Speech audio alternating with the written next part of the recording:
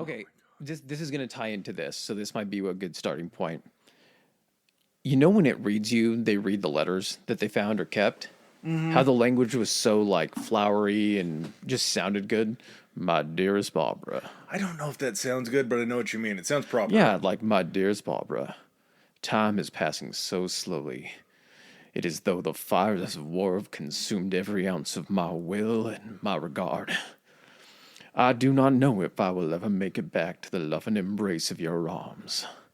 It was, but now, like, if someone writes a letter home, you're just like, it fucking sucks here, man. We're getting shot at all. But I'm also wondering if it's like kind of like cherry picking it. Like, they just pick the best sounding ones, like the ones that people kept long enough to like survive. Yeah. Because, like, no one's going to save one that's just like, Dear Ruby, I miss your sweet boobs.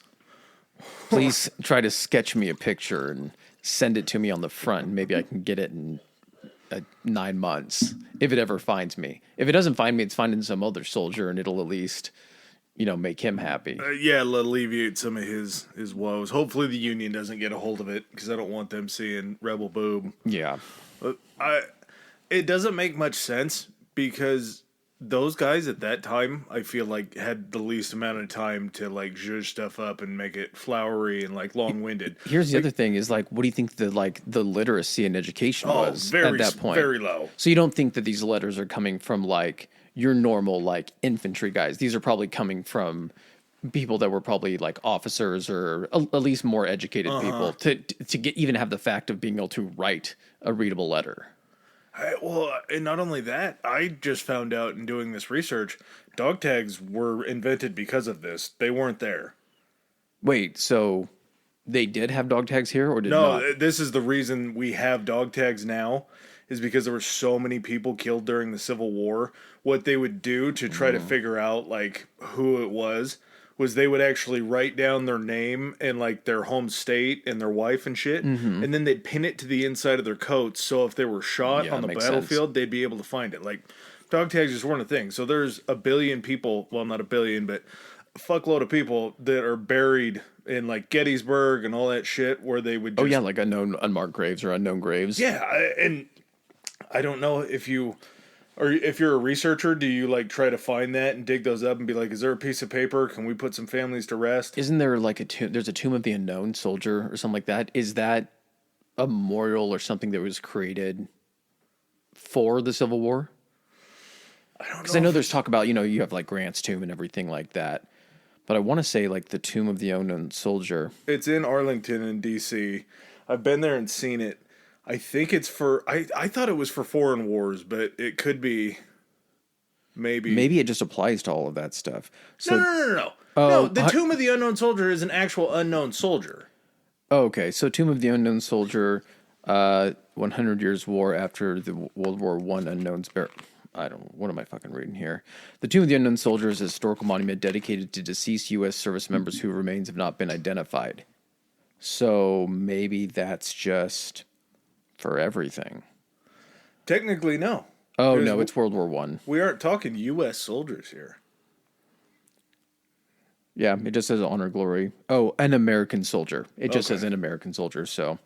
But anyway, if you haven't already figured it out from what we've already said, we are going to attempt to tackle the Civil War. Now, whether we keep this as 1 episode or 2 episodes, that is still up in the air at this point, because there is a lot to cover.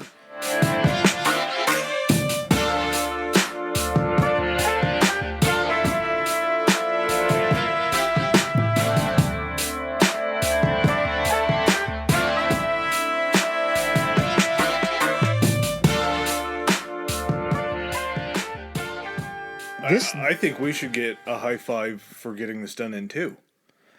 I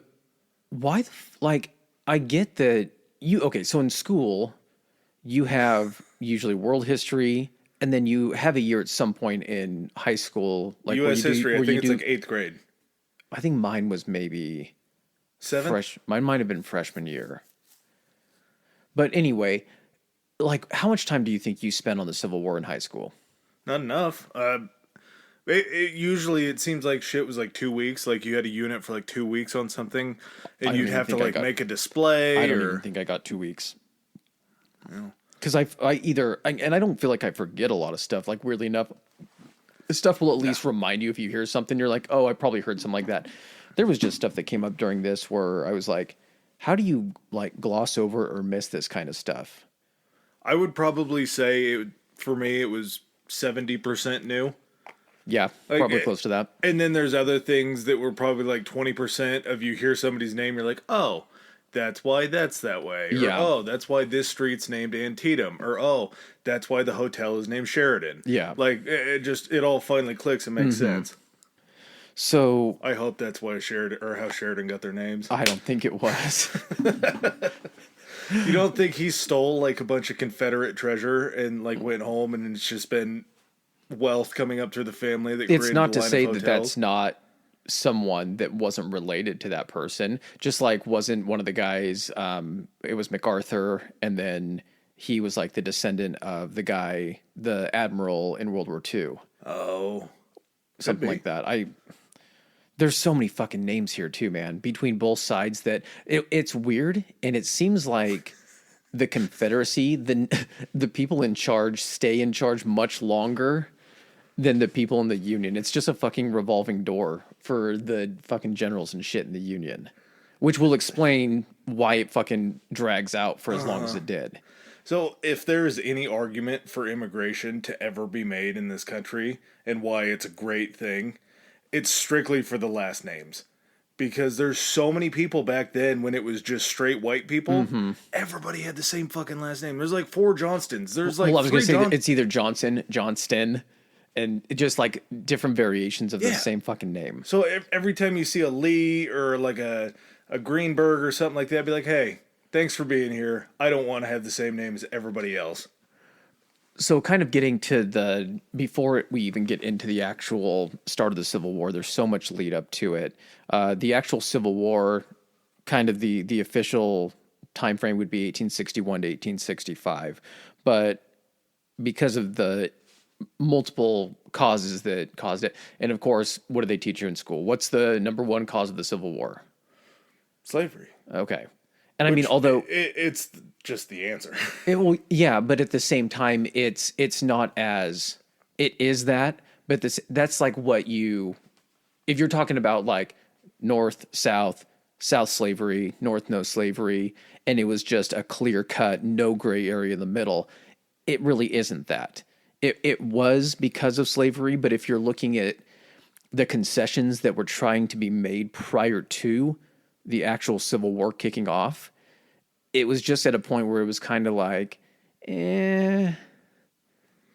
like you guys can keep doing this a little bit. We just don't want to expand it. Like it wasn't just stop slavery right now. And then they were like, fuck it, we're out. Yeah. We're seceding. It wasn't that simple. Yeah. And I think that's what it kind of gets boiled down to. I kind of see what you mean. I would still say that the overarching just cause of it is slavery. Well, yeah, and 100%. That's just the dumb person answer. But like you say, if someone gave you one word to describe it, yes, slavery. But what I'm saying is that like it wasn't just the North, because what I feel like it does is we get into this mindset throughout history where it's just like good and bad, but you also have to look at the fact that even the good guys bad weren't still bad. Yeah, and that's a good question to ask a normal person is, do you think the Civil War started before the Emancipation Proclamation, or do you think the Emancipation Proclamation started before the Civil War? Yeah, that's a great or point. was the reason the Civil War happened? Yeah. Because to the lay person, and I'm not saying anybody out there, if you know, good for you, but it's not that it was about slavery in that way. It was kind of like slavery was a strategic use later on to free the slaves. Like the Proclamation Declaration happened as almost a weapon to use it was like during the war. like an ultimatum, or like it finally got to the point where it just had to be said. Yeah. There was too much kind of like not flip-flopping, but it was something that had to be said to like concrete the position. But it was, I do believe it was truly strategically used. Oh yeah, 100%. And the thing is it's not as simple as the Emancipation Proclamation just being like no slavery, because that's not what it actually was. It had a lot of conditions, and we're going to get into those. Yeah. So let's go ahead and just go back a little bit even before that. So Did you know that the first instance of slaves being brought from Africa over to the United States was in 1619? I think it was a Dutch ship came over with like 20 slaves There's to a Virginia. great documentary on it, and I think it's on Hulu. It's called the 1619 Project. Okay. So that was the first instance of bringing African slaves over to and being sold into like the original 13 colonies. And kind of the whole reason for it was the South's economy was based on farming, labor. Slave labor being used for farming. And the main South in the crop, or the main crop of the South, it was kind of a combination of like probably like tobacco, but the big one was cotton. You know what the bigger one was back then? Rice. Was it? Yep. South Carolina and everywhere along that coastline where you kind of that marshy area, they used to flood some of the waters that would come, the rivers that would dump into the ocean, and they would make rice paddies out there, and they would manufacture rice. That was like America's first big cash crop. I did not know South. that. So eventually it kind of positions over to, and some of this, what we're going to discuss, some of the other causes and the other things that really bumped up slavery were kind of unintentional. So you had two types, this sounds weird, but you had two types of cotton. Apparently you had green seed cotton or something like that. And then you had another type of cotton. Now, the main difference between the two is green seed cotton. It wasn't economically viable to grow it because it took so long to pull the seeds out of it. Whereas I'm going to just call it non-green seed cotton or whatever. The other type, that could only grow essentially kind of in a coastal area along the South. And that was the one that you could just run it through rollers. You could actually run the cotton puffs through rollers and it would just extract the seeds. Well, and this was after the invention of the cotton gin, correct? No. No? So here's what I'm getting at. Oh, so the cotton gin came later, but this was prior to. Correct. Okay. So you could only grow, and this is why cotton wasn't as big in the South, because you could only grow this actual usable cotton kind of along the coast. Well, what happened is Eli Whitney came along, and he was a Yale-educated guy from the North, and he came down to work on a plantation. I think he went down to work as a teacher, eventually started working on a plantation with this other guy that went to Yale. And this guy was like, hey, if someone could develop a method of being able to turn this green seed cotton into a profitable crop where we didn't have to sit there and like, because even when they had slave labor, they still couldn't produce the actual cotton to then be sent to either the North for textile factories to be made into like, cotton thread and clothes and stuff, or they could send it overseas. They couldn't get these seeds out. So it made that green seed cotton non-profitable, but the other cotton couldn't grow inland in the South. So Eli Whitney ends up coming up with this like super, I don't know how it didn't get developed before this, but he comes up with the cotton gin, and that's kind of Eli Whitney's claim to fame. Also, did you know Eli Whitney developed like guns and stuff like that? He also manufactured guns. He went back north and like created like a gun company or something like that. It wouldn't surprise me. The American way feels like back then to make a bunch of money and then go make guns, because you know that the Revolutionary War wasn't the end of it. No. So he develops the cotton gin. It's this really simple device. They said it had like 4 parts, and it could very easily separate the seeds from this green seed cotton. What that basically opened up the door to do, he patented the thing too. And I didn't know patents existed back then. Well, the thing was so simple that like cheap knockoffs and all this stuff could be really mass produced. So it wasn't just like Eli Whitney had to then go sell it to all of these other plantations. They just copied it, and it basically created this cotton boom where now cotton could be grown throughout the entire South and be extremely profitable. So much so that it at one point by 1850, America grew 3/4 of the world's cotton supply, provided it. And how this ties into slavery is essentially when the founding fathers were, creating the documentation, both the Bill of Rights, all of that stuff, they very purposely left out the word slavery. I think they put persons in servitude something like that. To put it bluntly, they all own slaves. Yeah. So when you have somebody who's writing the Constitution and Declaration and everything like that happened that they did, they were slave owners at the time. That was just the way of life that they felt. They were, Not saying that it was right. No, no, no. And I'm not saying that I'm separating to the degree of ownership of how many slaves or anything like that. What I'm saying is that slave ownership in the North tended to not be to the degree in the South because they weren't using slaves in the manner for like field work. It was like having house slaves, like butlers, like chauffeurs, things like that. Not saying there's a difference between owning somebody. It's both incredibly wrong. Yeah, one is too many in this case. Exactly. What I'm saying, though, is I think that's why the North was able to essentially not have such a fit about essentially not owning slaves. Is it their industry and their economy was basically textiles, manufacturing, things like that. It was more industrialized than the South. The South was more rural and farms. That's why essentially they had such a hard on for slavery. Yeah, a more populous city that can't grow things with the kind of climate that doesn't have that, those people are going to be manufacturers. Exactly. And there was really no gap in the line between the South and the North in that way, because it was basically the South would produce the cotton, send it up north. The North and the manufacturers would create the clothing, then it would kind of just fall into the economy that way. So the North was still sort of okay with it because it depended on cotton. Yeah, they were reliant on that product and everything.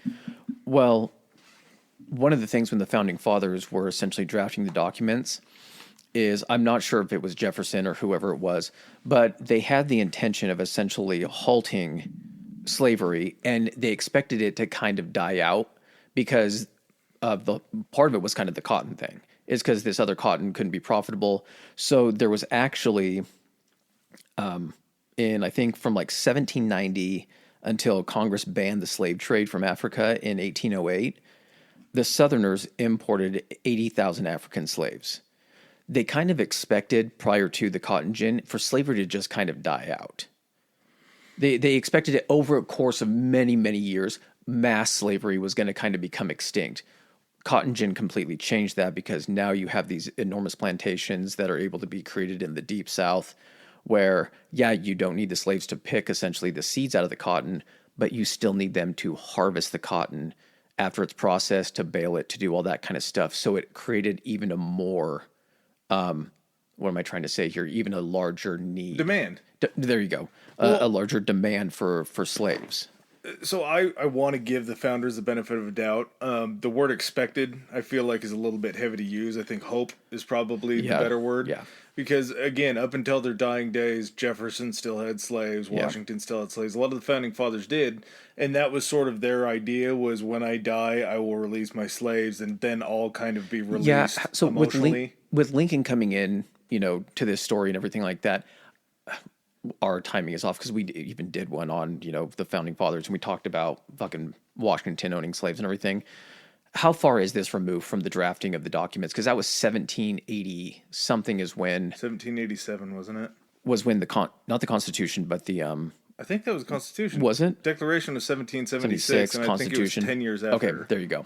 So I mean, there's still some time for them to hope that hopefully this just kind of like works its way out, because it's this is almost 80 years later after that when this thing kicks off. Yeah. Like you said, it's a hope. But at the same time, they're kind of like, well, we're going to be dead and we'll just release our slaves. So, I mean, our hands are clean. Like, it doesn't work like that. They could have done more to... It was one last confession before they died, and then God was like, hey, you're cool, go to heaven. Pretty much. So, again, you now have this insane demand for slavery in the South, so they're not going to be on board with getting rid of this shit. And basically, during the American Revolution, northern states actually began passing laws to gradually abolish slavery. A lot of that movement was done by like Quakers and I think Puritans because they believed biblically that owning slaves was wrong, was morally wrong. One of the few times that I agree with like a biblical type thing. But yeah, I mean, it goes without saying that that's fucking wrong. That if all men are created equal, like it says in our fucking founding documents, then that right there should abolish it. Should have had it abolished. Quakers seem cool as shit. They're they do. Very decent people for... Simple, but it seems like they kind of have... They got the right intentions. I agree. So by 1804, Pennsylvania, Massachusetts, New Hampshire, Connecticut, Rhode Island, New York, New Jersey, what you think of if you're thinking about those East Coast, Northeast states, they had actually passed laws to try to abolish slavery as much as they could at that point. But again, then after Eli Whitney's invention of the cotton gin, that kind of fucked it up. So there were, I'm sorry, I got a lot of fucking notes here, man. I'm trying not to sound like I'm reading stuff. So in 1790, there were only six slave states in 1790. By 1860, there were 15 slave states. Now, that's not to say that some of the previously existing non-slave states, they may have changed, but that also had the creation of some states as well, because I think we had the Louisiana Purchase somewhere around that time, and then some northern states were with the Louisiana Purchase, you also had some creation of northern states. You had like Missouri being created, Louisiana, I think, yes, no, I'm not sure about that. But then they did the Dakotas and all that. They had to break that up. They had to break those Michigan, up. Wisconsin, all that kind of stuff. And Illinois, yeah, obviously where Lincoln's coming from. Well, and just on that same train, I'm sure you'll probably get to it, but every time one of those new states was created, we had Congress at this point. We had a solid set-up government. A system of representation for the states. And every single time a new state came on board, there was always an argument as to whether that state had the ability to be a slave state. That was the central cause, I think. This was all politics. Correct. If we're taking politics. Slavery as the word on top of the umbrella, and then we're working down the pyramid, what it kind of boils down to is one of the central causes was over whether slavery would be allowed to expand into the Western territories. And that's a huge deal because of the representation that happens in government. Every time you would get, and this, we have to just stop it here. We got to make this point very clear. This was at a time when the Whig Party and the Democratic Party were both the two ruling parties.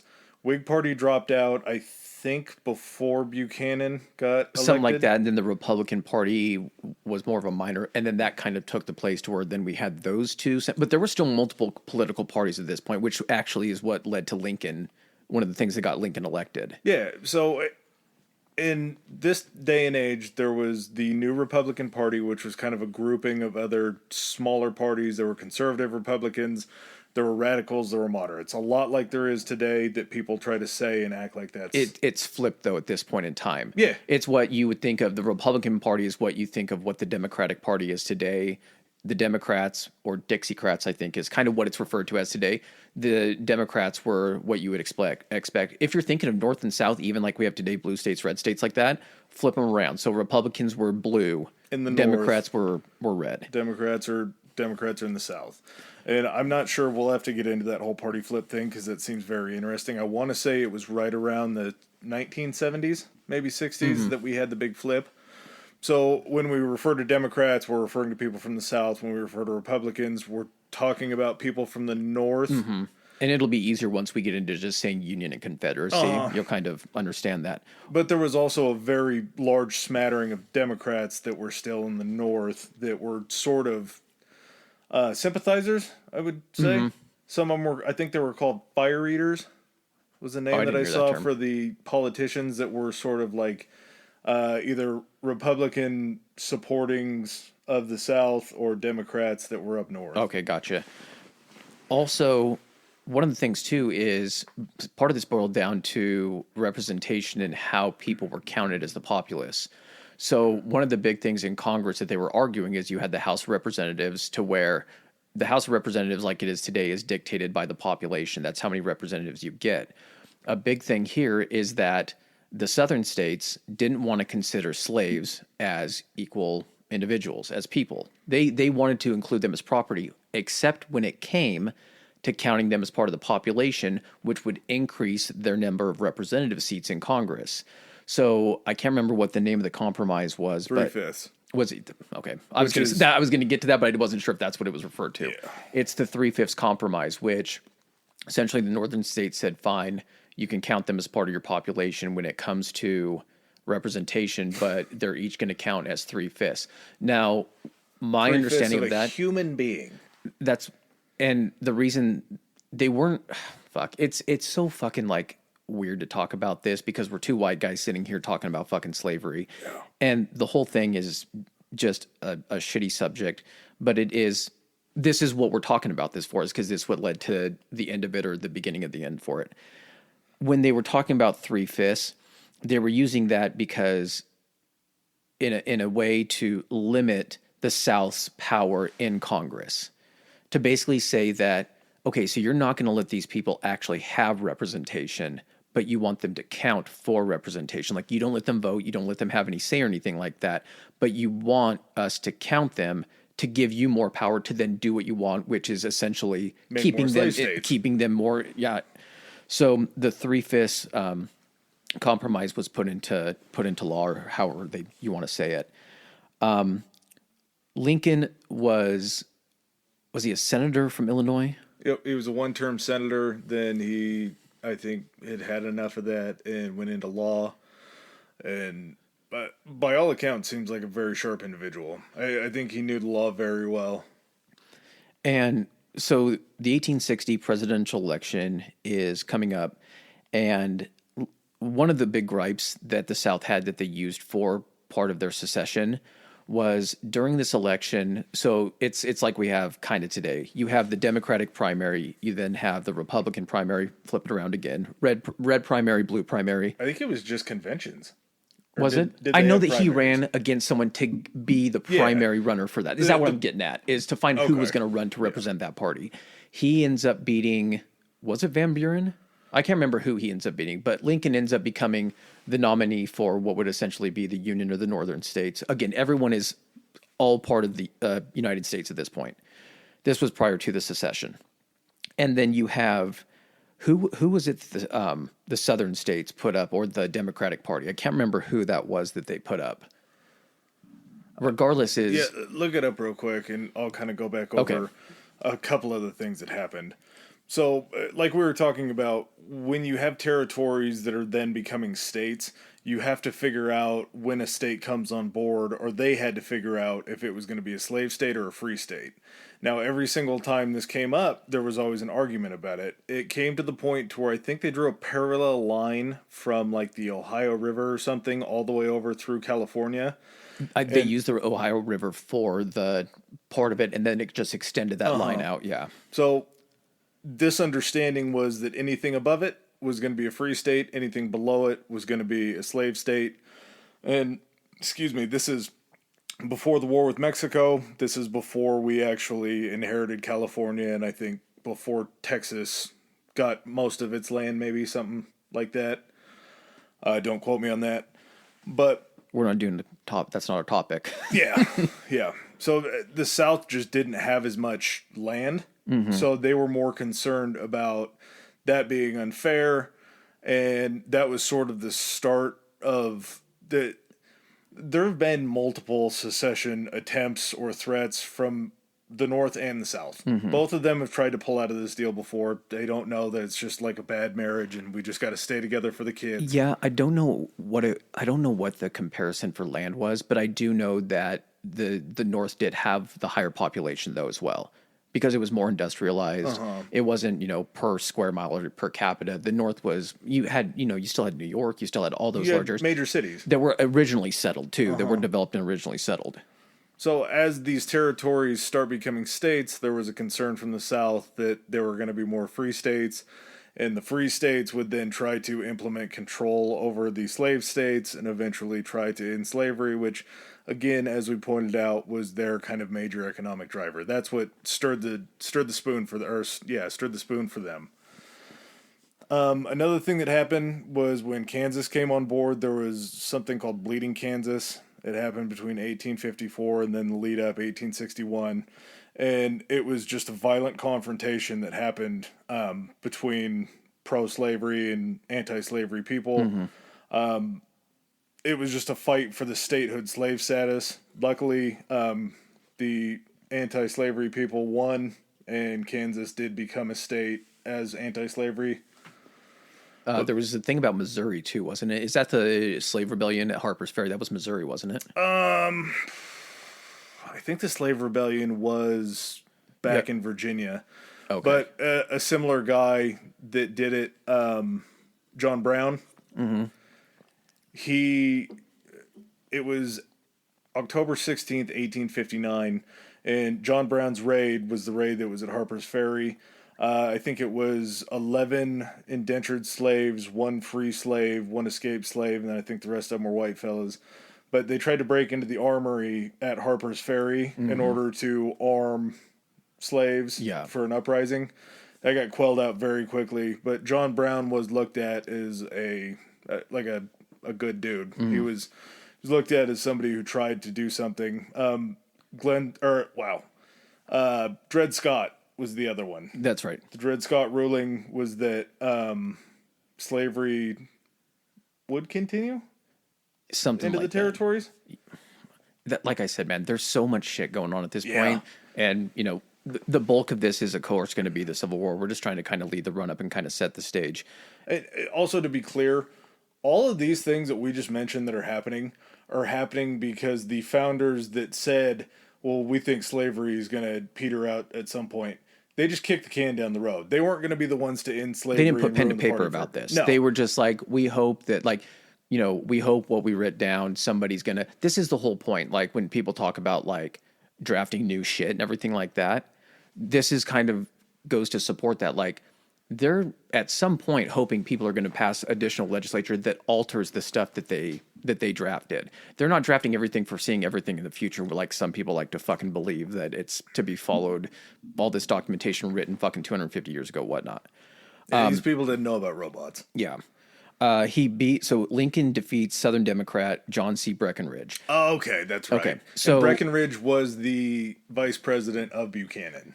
Okay. So kind of the choice for the Democrats, grab the vice president. So here's the thing. So Lincoln ends up winning the popular vote and the electoral vote with just under 40% of the popular vote, which I know that doesn't sound like winning it. Here's the thing.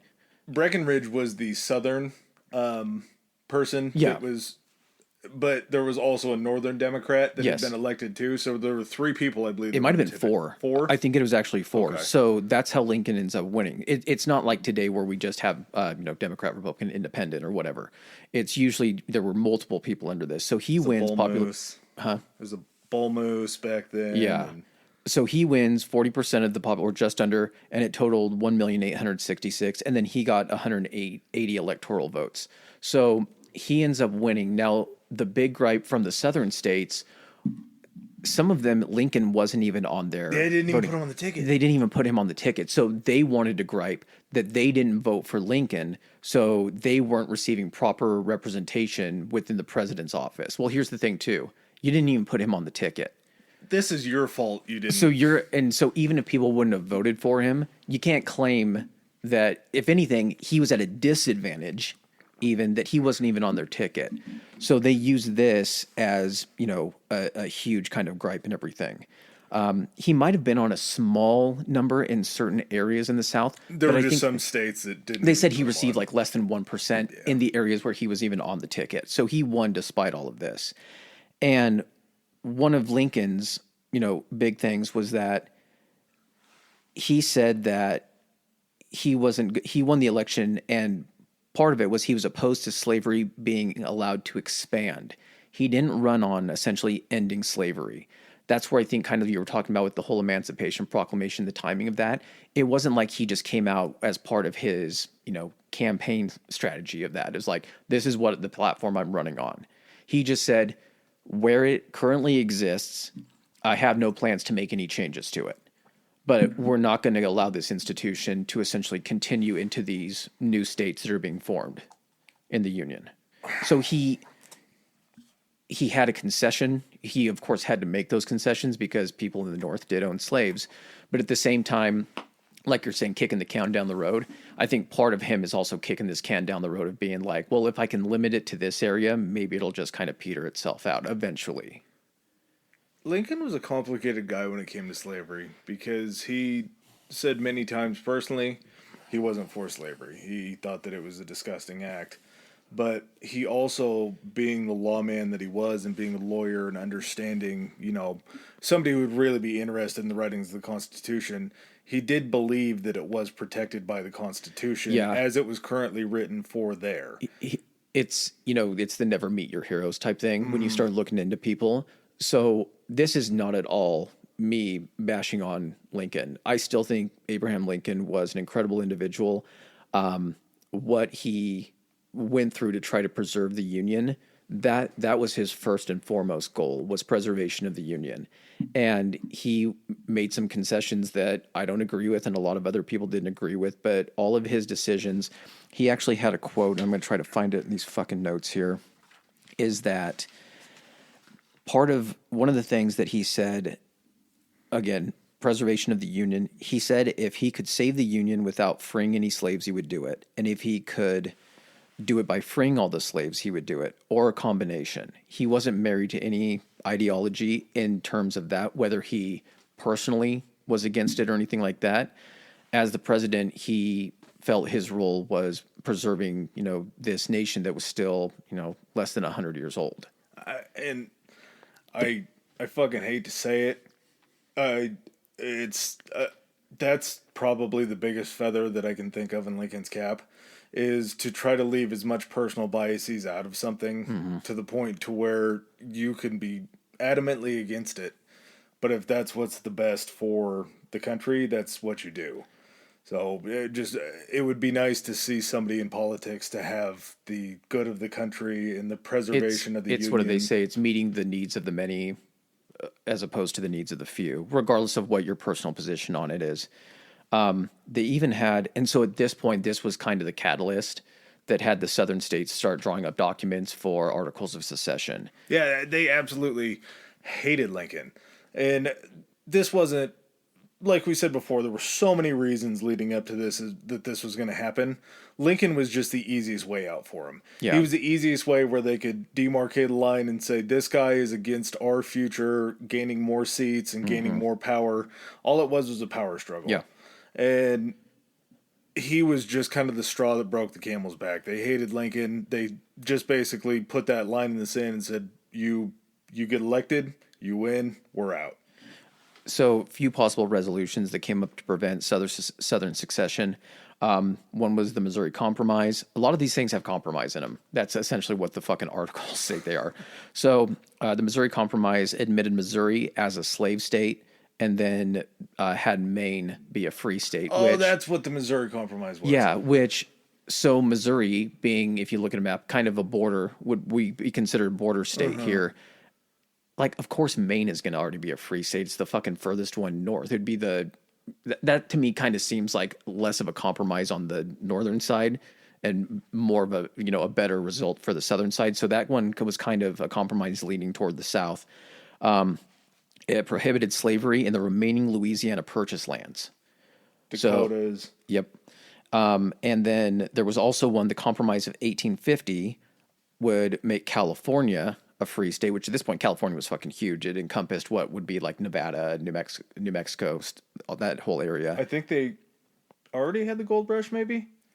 Yeah, I think so. Another thing that's what populated, and that's what actually got California to become a territory or a state or whatever it was. Another thing that I didn't know about this, did you know that the Transcontinental Railroad was started during the Civil War? I mean, it would make sense because it would be needed to essentially transport troops and everything like that. How crazy is that, though, that we're starting a major countrywide project while we're still in the throes of the Civil War? Did you know that fucking Congress and all that kind of stuff was still intact during the Civil War? Like, there were still representatives from the South in Washington, D.C., still arguing legislature and all that kind of shit? Yes. Yeah. Even though they had their own system, and I'll get to that here in a second. Yeah, there's still the Confederate Congress and all that. So California would be a free state. This is, again, the Compromise of 1850. It would ban the slave trade in D.C. while still allowing slavery there. So pre-existing slavery would be allowed, but they would ban the actual slave trade there.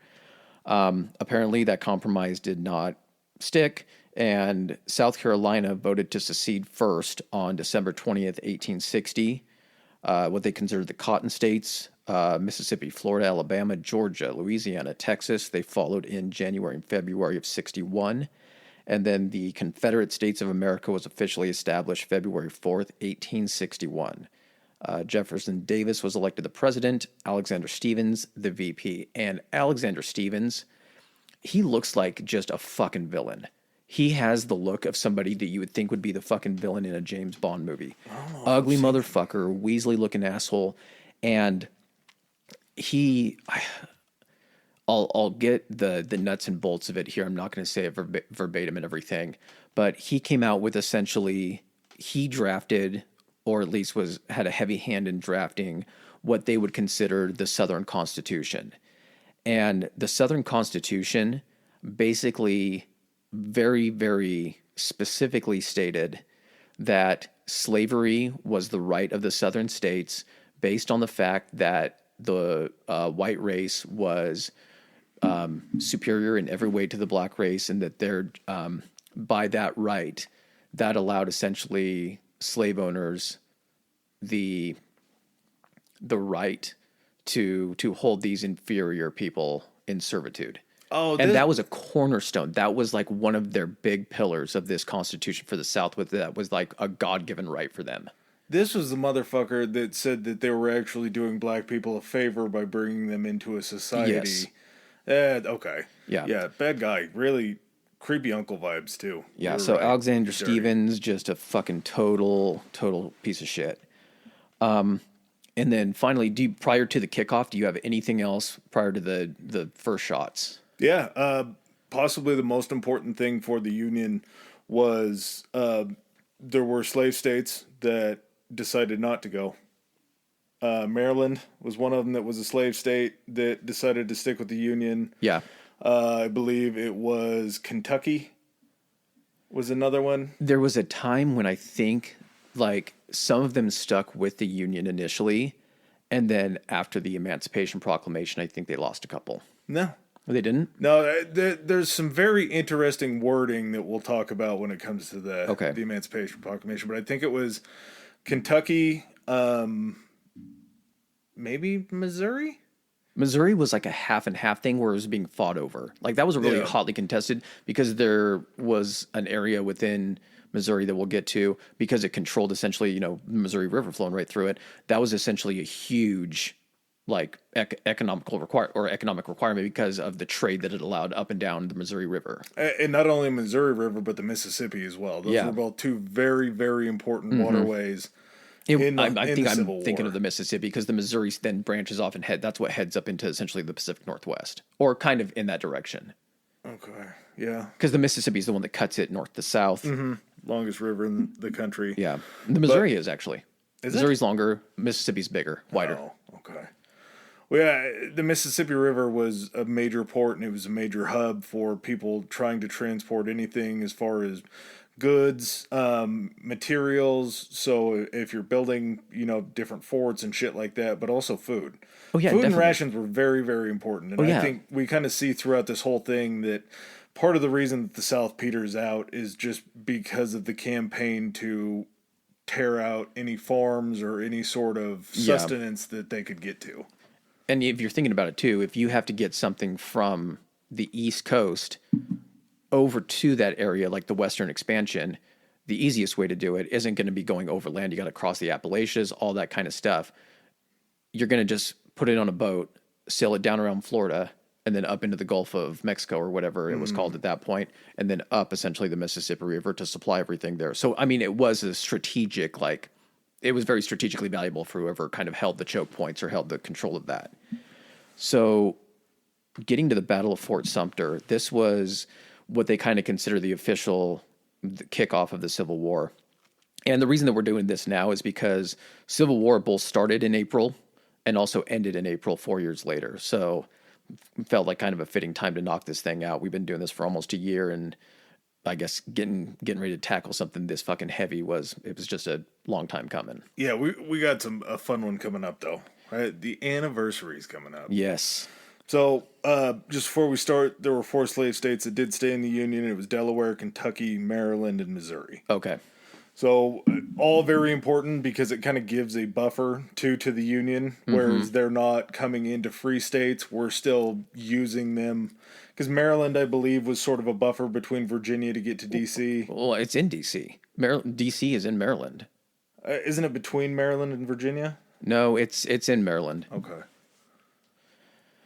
So Fort Sumter, and this is kind of, now at this time, it wasn't just like the Confederacy established itself and they pretty much kicked out anyone who was still loyal to the Union.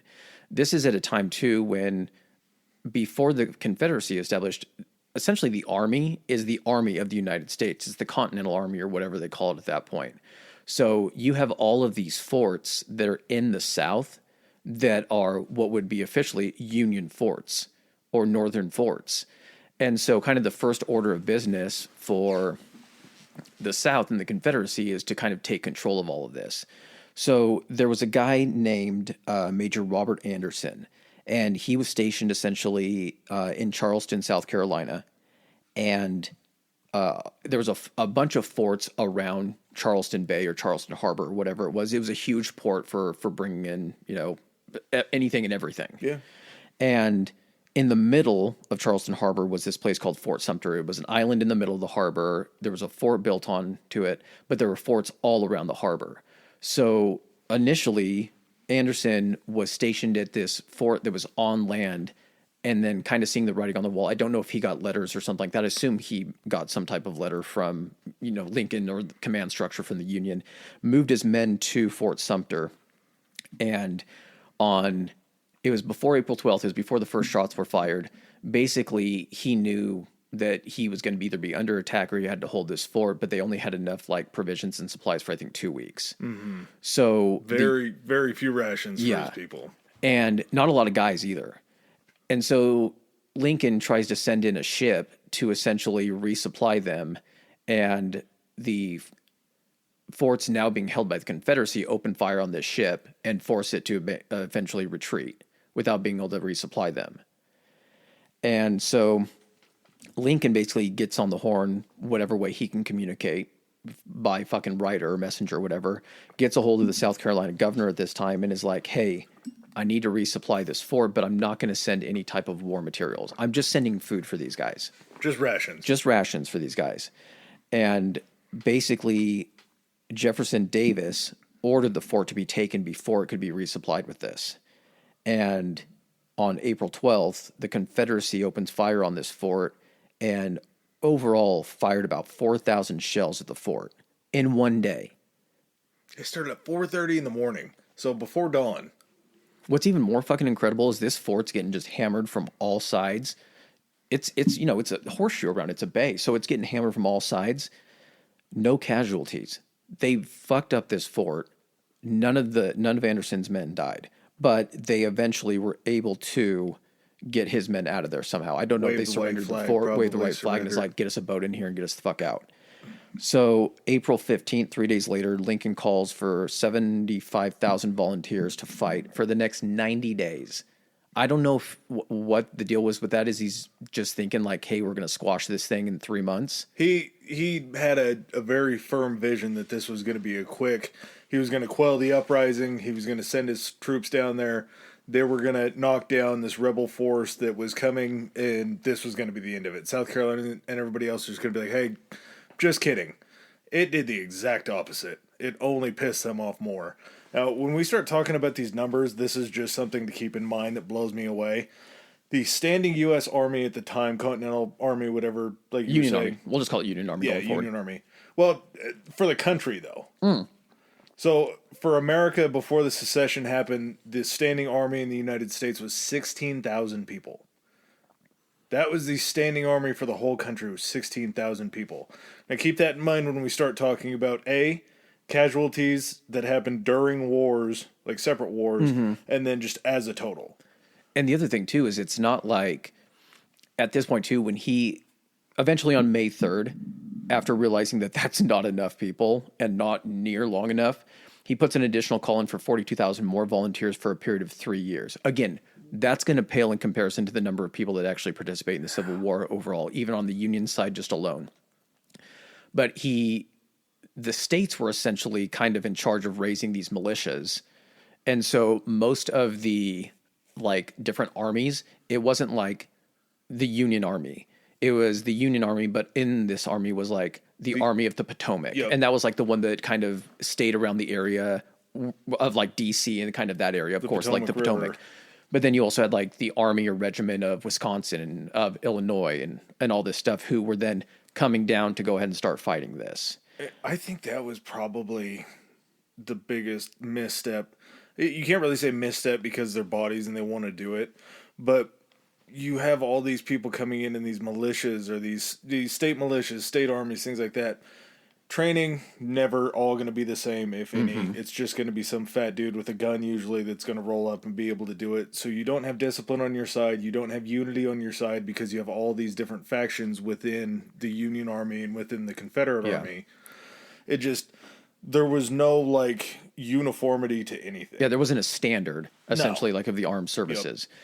Here's what I was actually thinking about when you were talking about the other states. So shortly after Lincoln calls for this build up, these 42,000 for 3 years, shortly after that, Virginia, Tennessee, Arkansas, and North Carolina joined the Confederacy. So that's what prompted him calling for additional troops. That's what scared him into joining. And then kind of as a reward for Virginia, kind of joining the side of the Confederacy, the Confederate capital is actually moved to Richmond, Virginia. This blows my mind. It's fucking arrogance. It is, but you also move. So you have D.C. in Maryland, which is a border state of Virginia.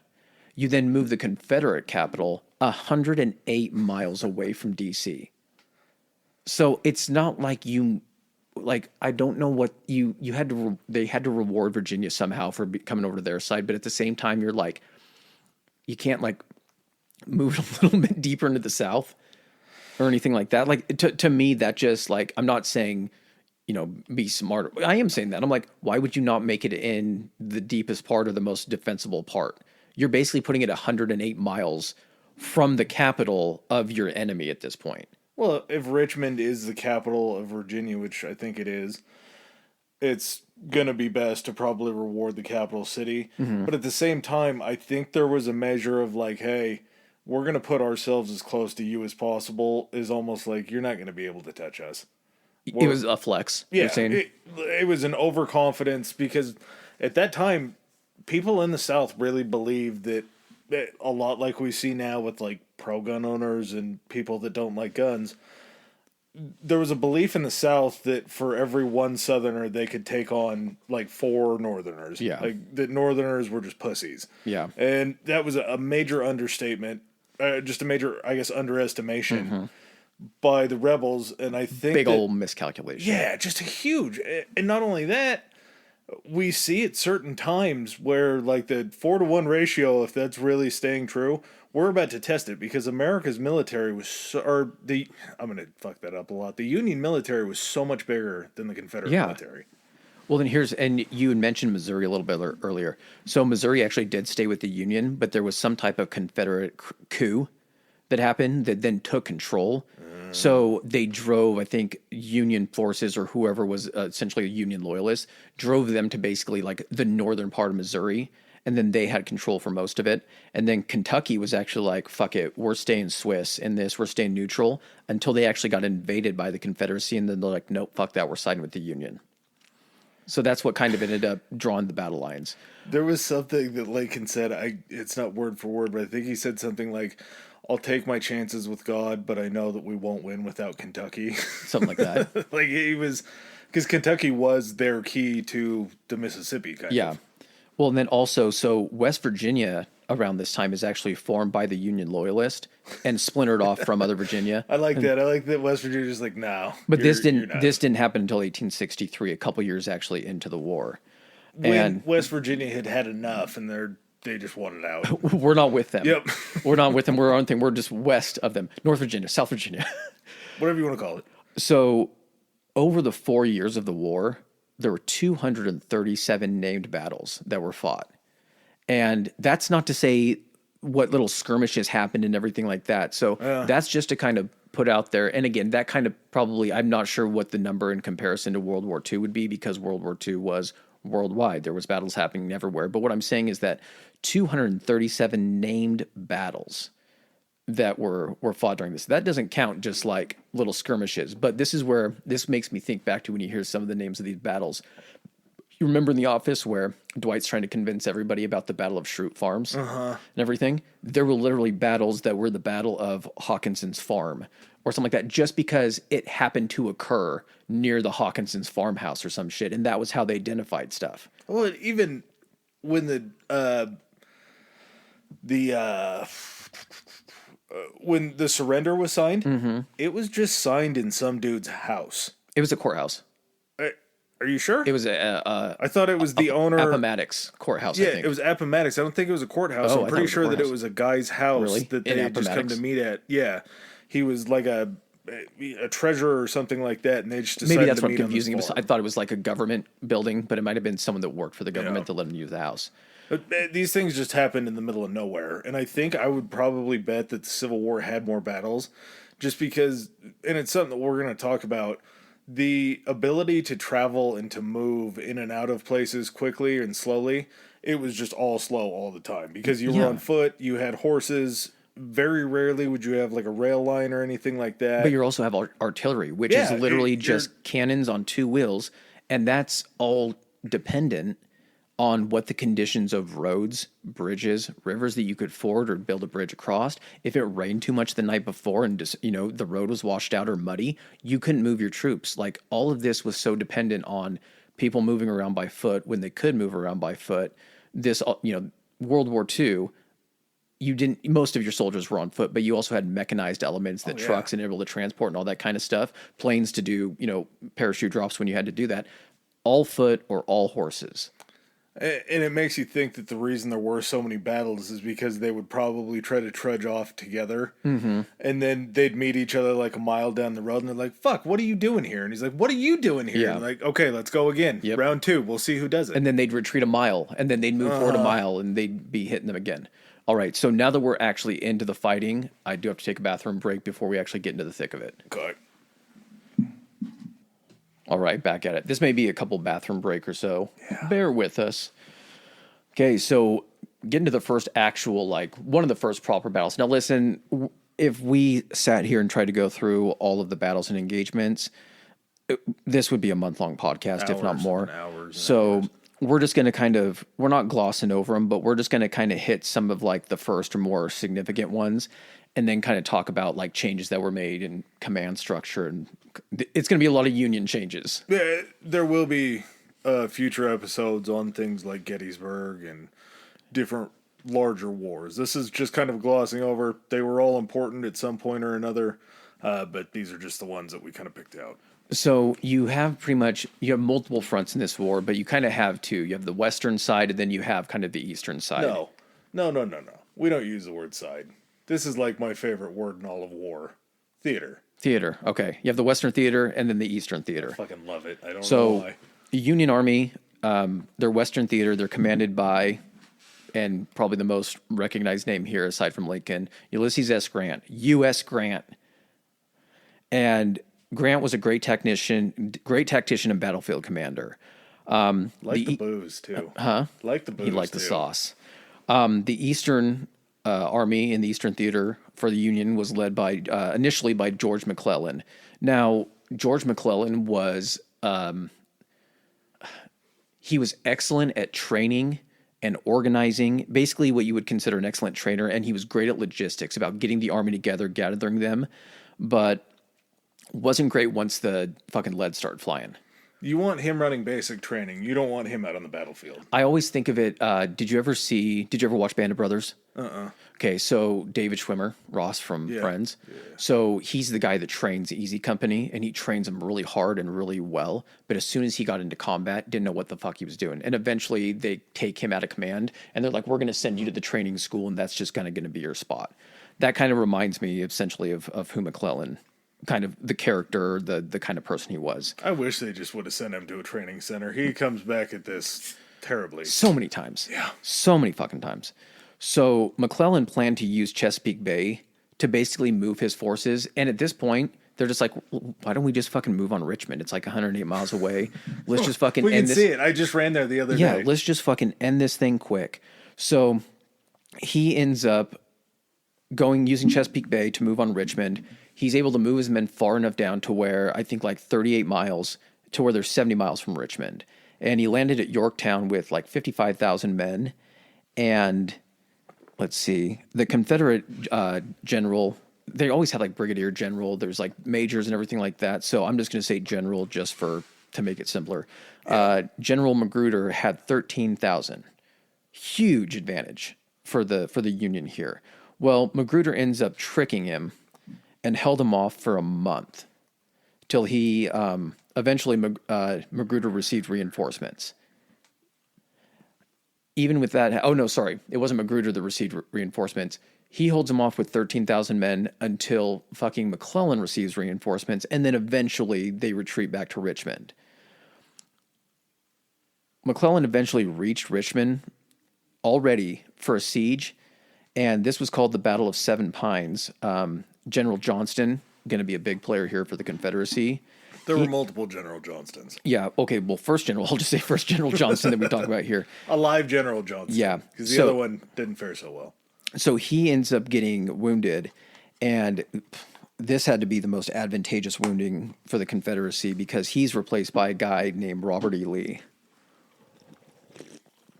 And was the Battle of Seven Pines, was that where Stonewall gets his name?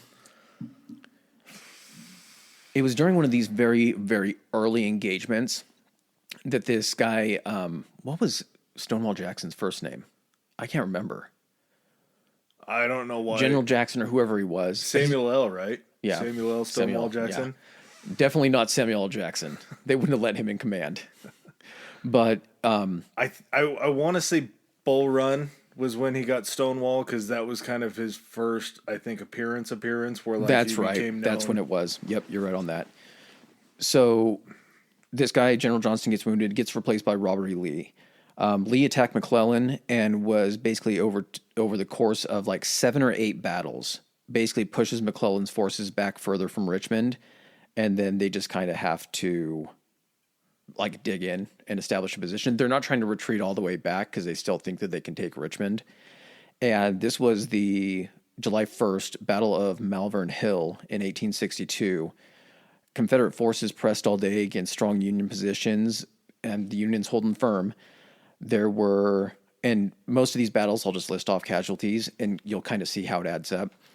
5,600 Confederate casualties to 2,100 Union casualties. The Union still had to pull back at night for protection, and Richmond couldn't be taken. So basically, at this point, Lincoln's war cabinet or whatever is like, you had like 4 times the troops that these guys had, and you couldn't get and take Richmond. And so McClellan is kicked in the ass out and replaced by a guy named John Pope. So this is early on. They're already like, nope, you're out. Well, McClellan had quite a few other battles before that because that was in 1862, right? Yeah. So he was Bull Run in 1861. Just a million, or no, that was McDowell. He had other opportunities where he just wasn't going to go forward and advance until Seven Pines had happened. Mm-hmm. He was so worried about protecting his guys and that there wasn't a loss of life. And not that that's not important, because it truly is. He just didn't know how to use his numbers. Yeah. And you'll see with some of these battles and the death counts that end up, the the Union will be called the victor of some of these battles. Their casualty counts will almost double the amount of the rebel counts because there's just that many more soldiers there. And here's the thing, too, is I think there's sometimes a misunderstanding of what a casualty is. A casualty doesn't necessarily mean dead. Casualty is essentially someone that's either killed or wounded to where they can no longer participate in the battle. So, I mean, and so it's still the same. You're still knocking this many soldiers essentially out of, fighting shape. But yeah, like you said, kind of going back prior to him being kicked out, McClellan being replaced and everything, you had the first Battle of Bull Run. What was it also called? The First Battle of Manassas? I think so. Yeah, and that's where Stonewall Jackson essentially comes in. He gets his nickname because he's holding, I think, like a small hill. And was there an actual stone wall? Or is it just that his men held the line in the manner of a stone wall, and then that's how he ended up getting the nickname? Yeah, I believe they were like the left or the right flank. Yeah. And they just refused to let the Union around. Yeah. So they just were like a stone wall that would protect. And again, we're going to be kind of jumping. There's going to be action that's happening between the dates that we're stating, engagements by different various factions. We can't even attempt to describe these battles because the movements and how many different like regiments there are and everything like that. Some of the bigger battles we can talk about like little points, but I mean when you're talking about this, it's like this force held, Buttfuck Hill, and this force was over here on like Lesser Wiener Mountain, and it's just like all these things that are named after like a clump of trees that just happen to be like nearby. Yeah, some guy that was just walking through the valley, he's like, Buttfuck Hill. I butt fucked on that hill. That's the hill. So at this point, after John Pope gets in, Pope starts moving south. Lee took Stonewall and sent him around to cut off and surround Pope. They moved at night and basically were able to intercept a Union message somehow.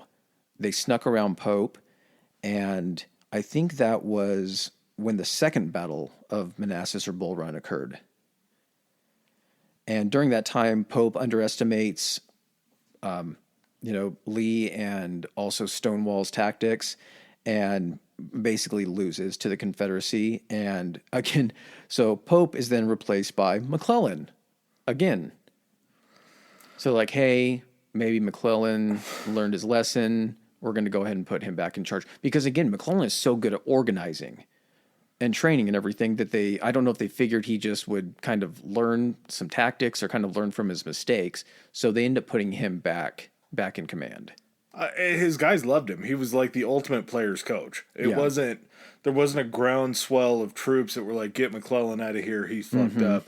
McClellan's pressures came more from the president and from the powers that be in Washington than it did from the army. The army, his troops were always a little bit sad because as soon as they would start gaining ground, he would play it safe and he would try to pull back. There was never a chase where he had anybody on the run. He never pressed his advantage, it seemed like. Yep, he was always trying to keep distance to make sure that people were still alive, which, again, not the worst thing.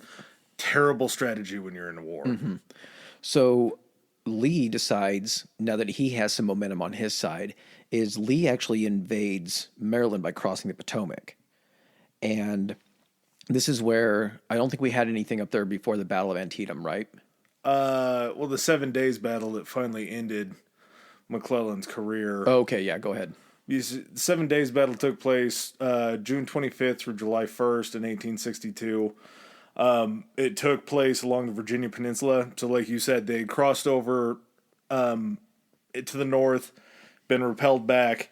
This took place in Virginia, so this was south of the Mason-Dixon line. And I think Lee's whole army was called the Army of Virginia or something like that. I think that's what they referred to his like big group, his army group as. Yeah, and he's the one that's calling all the shots basically now, but he's in charge of them.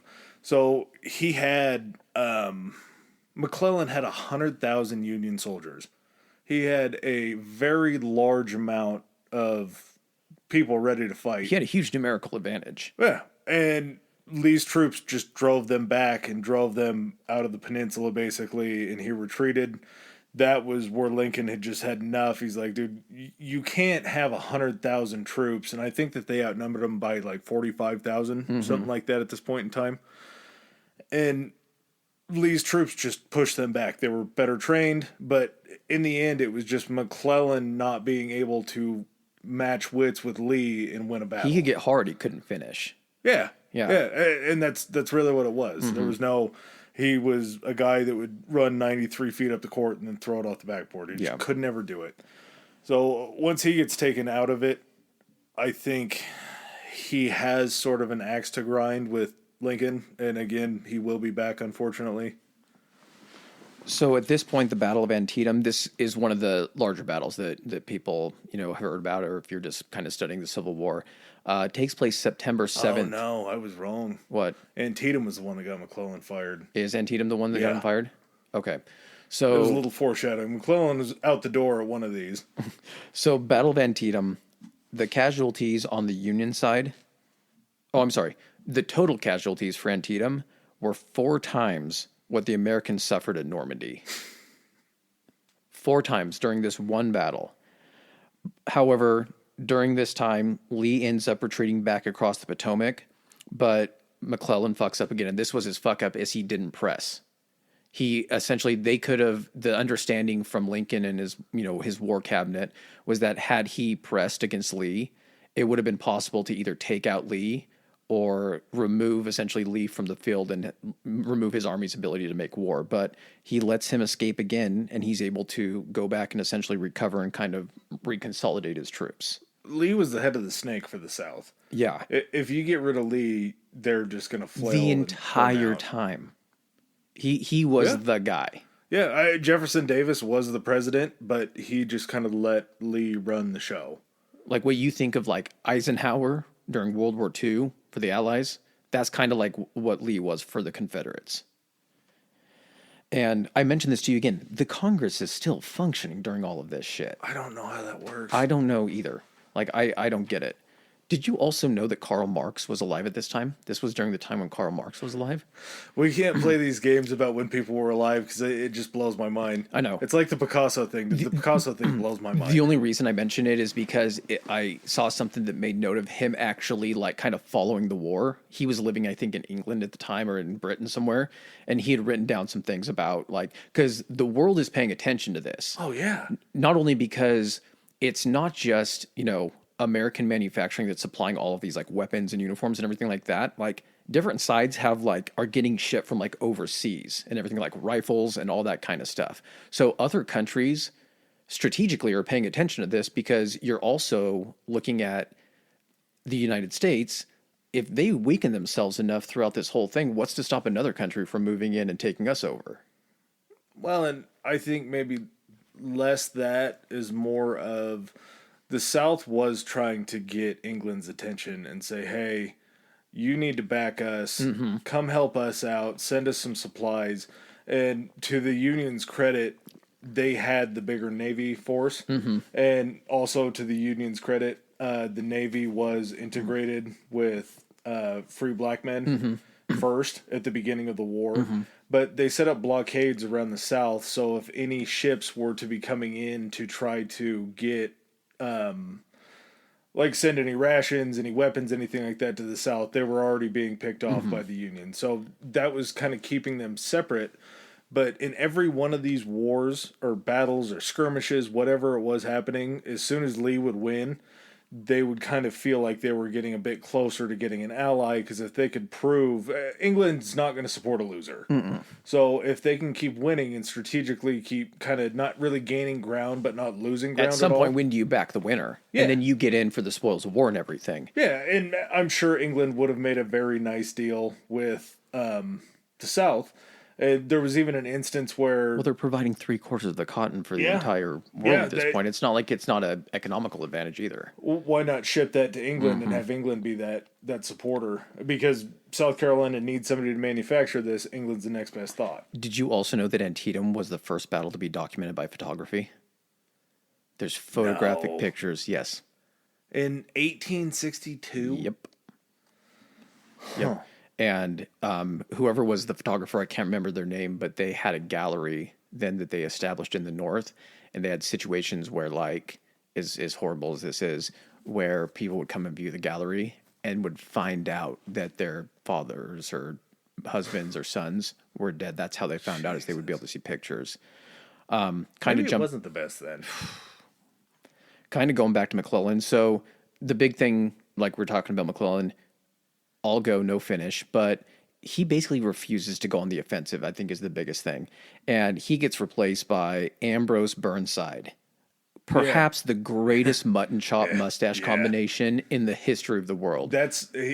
Sideburns are named after Ambrose Burnside. Yeah.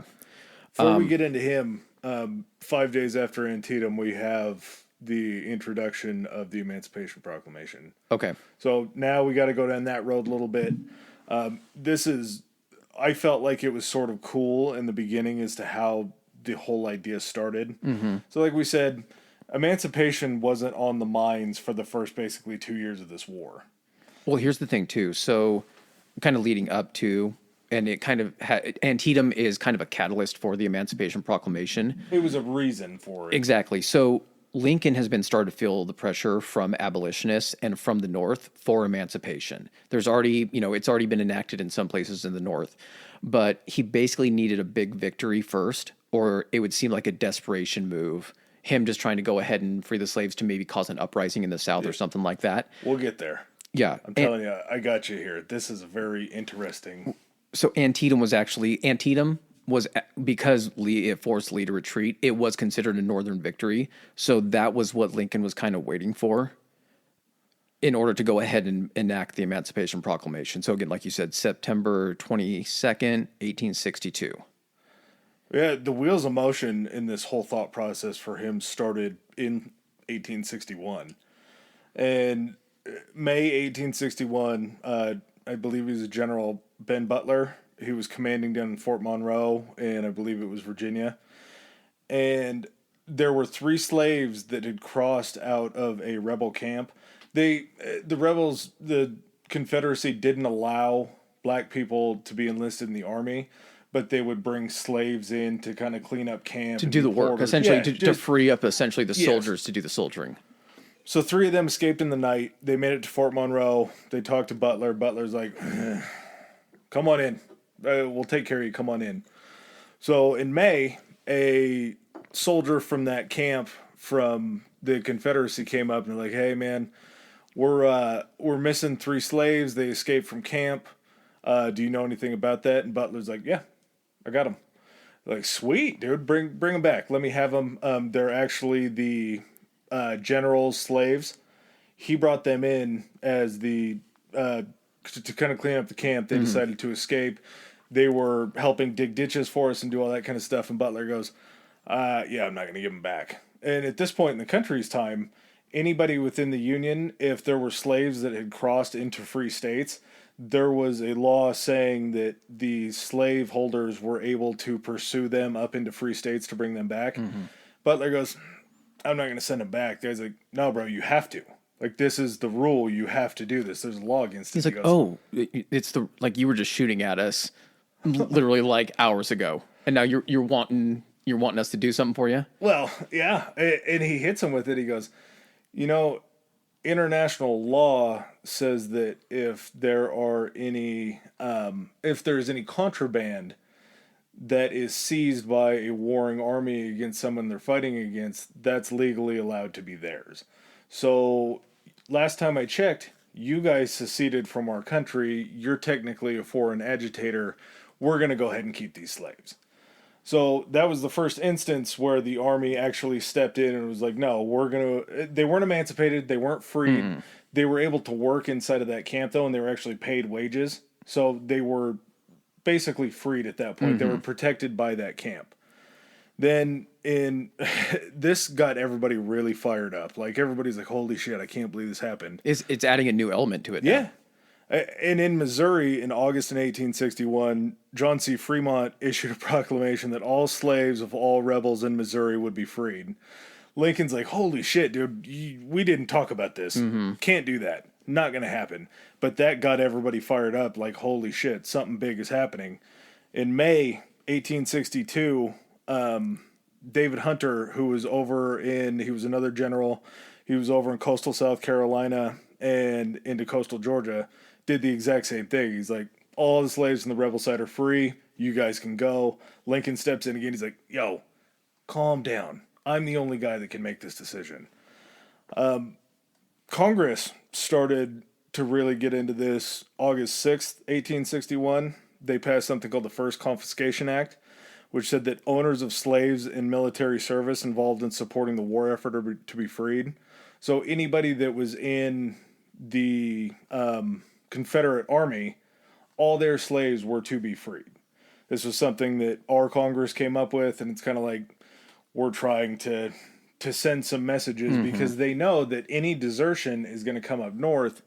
If you can get that desertion, we can start talking them into bringing them into our army. We're starting to form segregated troops of black soldiers to be able to go down and fight. Like, strategically thinking from like an infrastructure, if you don't have your workforce to work to go ahead and produce food, whatever, ammunition, weaponry, gun, all that kind of stuff, you're essentially weakening your enemy's infrastructure. It's like in World War II when you're bombing factories and stuff like that. You're trying to weaken their ability to make war. Yeah, rations, anybody that's picking food or anything like that, they're going to be gone. So then we get to March 1862. Congress forbade all Union commanders from returning any slaves back to their owners. Slaves weren't technically freed because they were used in the camps, but they were paid a wage. So they weren't set free, but they also didn't have to go back abiding by that. It's not the best case Previous scenario, law. but it's much better than the alternative of them being returned back. April 1862, after March, Congress abolished slavery in the District of Columbia altogether, with the caveat of paid compensation for every person that gave up slaves. The numbers, Like dollar amounts, you're thinking? yeah, I think I thought I heard something like 300. 500 is what I heard. Okay. Which, if you do the math on it, probably today you would have to think it's got to be at least 8 to 10 times. So you're talking about maybe $5,000 in but it wasn't their market value. It was just a portion of Yeah. it. Because obviously a slave is going to be worth his weight in gold. Yeah. After we hit that, we hit June 1862. Congress abolished slavery in all U.S. territories. So moving forward, just like Lincoln was pushing, it's not going to happen in any territories. If it's happening there, they will be freed. July 1862, Congress passed the Second Confiscation Act, which was the same as the sort of like the first, but adding on to the first, it was that any slave that escaped from a rebel owner was free. So now it's pushing anybody involved with the war, your slaves are free. Now it's anybody that escapes and can make it up to the north, we're going to consider you a free man. So you're not going to be chased, anything like that. You get here, you're free. And also that same month, Lincoln's like, hey, man, I kind of want to do this Emancipation Proclamation thing. Let's make this happen. And one of his advisors, just like you were saying, said, didn't see it coming. Not a bad idea, but let's wait until we get to a place where we can actually A position win of a war. strength. Yeah. Yeah. So it doesn't look like this is a move that's coming out of desperation.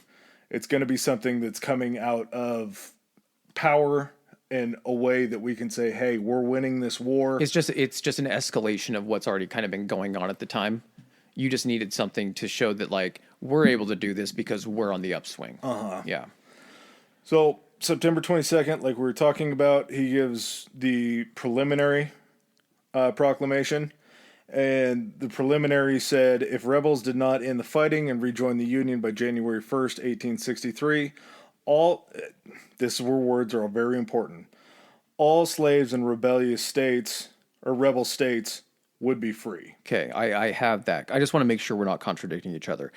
There was a caveat, and this was That's the second one. the compromise. Yeah, so we'll get to that. The other part of it endorses voluntary colonization. Now, colonization was something that Lincoln believed in very strongly. And this is something where, if you're white, I don't know how to say this. So colonization basically is the thought of taking any freed black people or any black people in America and then sending them back to another colony, which is where we get Liberia from in West Africa. It's basically like trying to say, hey, we screwed up. We're going to send you back there. The huge issue with colonization is... Did you say it was involuntary, though? Yeah, it would be voluntary. They would try to push forward to say, hey, go do it. Okay. So it was voluntary. We'll give you a pass. Trying to move it, what this point was 4 million black people back to Africa. Yeah. Seems like a very big task. And not only that, like you said in the beginning, which set this up perfectly, it was like a perfect accent that you brought it up. Slaves were brought over from Africa beginning in 1619. So we're talking about 1861 now. Say 1865, they get all this. That's so many generations removed from what they would have known in Africa. That's not like one or two family members away. We're talking lineages. You've never even been there. Yeah. Your immune system isn't set up to kind of fight the You don't have infrastructure. You don't have any type of support system to go there. It's not as bad as essentially being in servitude, but at the same time, you're just kind of like, well, what the fuck are we supposed to do over there? Like I've never seen this place. Nothing that you know. Yeah. So in a way, I mean, it's not slavery. So that part is okay. Everything after it's not slavery is just not something that would be tenable or feasible. So after that, he urges border states, the ones that do have slaves still, so Maryland, Kentucky, Rhode Island, or Delaware, and Missouri, And Mississippi, I think. Louisiana. Okay. It urged them to come up with a plan for emancipation on their own because they weren't rebel states. So the idea that slaves would be freed in rebel held areas means that all the states that lined up with the Union still technically could have slavery. Yeah, They had to move he made it a towards point to say that like all slaves in border states, they weren't included in this, but I encourage those states to take it upon themselves to try to do something similar. I think there was a total, they said that just by this proclamation, about 3 million slaves were freed by this law. Now, whether those were actually freed by the people, that's a different story. But I think what they say is this is the number of people that were applicable to the law itself. And it basically, this whole thing, it took the peace agreements off the table. Yeah.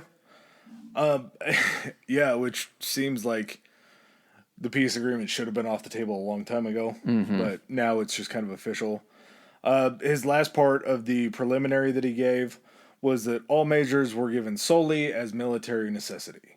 So he wanted to make sure that all those slave states that were still a part of the Union knew that he wasn't coming up with this on his own. He wasn't coming up from sentiment or from a push from It's the North. necessary for the preservation of the Union. Yes, this was all necessary based upon the military actions that are being taken place. So we get to January 1st, 1863. He gives the official Emancipation Proclamation. All slaves would be freed in states not controlled by federal troops. He gave the proclamation on the 22nd to be effective January On the 1st? yes. Okay. So that's when he gives the actual Emancipation Proclamation is Okay. on January 1st, marking the day that this is when they should be When free. it's enacted, when it's supposed to go into. Okay. Because the Union wasn't made whole again, the rebel states were still fighting. So like I say, all slaves in states not controlled by federal troops are free. And this was kind of a big deal to say that because, like we say, the states that were a part of the Union were still federally controlled, therefore they had to come up with their own stuff. But as areas were brought in, so as we took land, it gave the ability of the federal troops, the Union troops, to come in and say, hey, you guys are free, keep going. Move in, let them know. That's where we get Juneteenth from because that was the last place where we did that in the episode. It was the last place that Union troops or American troops They got made the it. news, essentially, yeah. Yeah, they got the news last. So that was another kind of big thing was as they were able to move down, that was how they would get the message across because then it would be federally controlled, then they would be freed. This was basically the biggest change in the war. Yeah. We turned from trying to create another harmonious union to being like, yo, freedom time. Yeah, it's when you feel that you're in a position of power that you're like, okay, we got the cards are on our side. We have the better hand. Again, this is one of those things that when you hear Emancipation Proclamation, you just think Lincoln, got up there and the proclamation was just like, you're all free. It was like it in a kernel of truth. It was like that to a degree that applied to certain people, but again, it didn't apply to like the border states that he didn't want to piss off and force them to join the Confederacy. He was just kind of like, hey, except you guys, but we hope you're going to do the right thing. Like we're all going to do it over here. Hopefully you guys do it too. Yeah, it didn't free all slaves. No. So that's something that we were taught, I think, in history classes that he did free the slaves. We just never really asked why the word all wasn't in front of slaves. Exactly. Again, during this time, there's battles going on and everything like that, troop movements. Burnside, at some point after the Emancipation Proclamation, he makes a move for Richmond, and Lee was in a position where Burnside had the ability to beat him to Richmond. Well, there was a delay. He had to get across essentially a river. I'm not sure if it was the Potomac or if it was something closer to Richmond. And his strategy was they were going to build essentially these like floating docks like pontoons to get his troops across. They were supposed to be done and ready by the time he was ready to make this move. They got delayed for 17 days waiting for this bridge to be made. Which is an eternity. It is. And that so time. that provides ample time, essentially. He had 120,000 Union troops ready to go on Richmond. But because of that 17-day delay for this bridge pontoons or whatever, completely fucks up the plan. And so that plan is kind of foobar at that point. He ends up still, even after the 17-day delay, he still tries to enact the plan and ends up just getting beat by Lee badly. And at that point, per standard operating procedure, apparently for the Union, he ends up getting replaced. Burnside is out and gets replaced by Joseph Hooker. And it was just due to a few other questionable decisions that I guess Burnside had made. It wasn't that primarily. You can't really blame him for, these things showing up late. But he made some other really questionable battlefield decisions in which he had the numerical advantage over Lee and still got beat. So Burnside is out. Hooker's in. They get themselves a nice Hooker. Much worse facial hair. Yes. But here's the thing. What Hooker lacked in facial hair, he made up for in so many advantageous ways of what he actually did for the Union Army. So he implements all these improvements to structure and soldiers' lives. He improved the Union's cavalry units, which, if you're thinking about it, these guys on horseback, these units could travel a lot faster, could sweep around to take the enemy's flanks and things like that.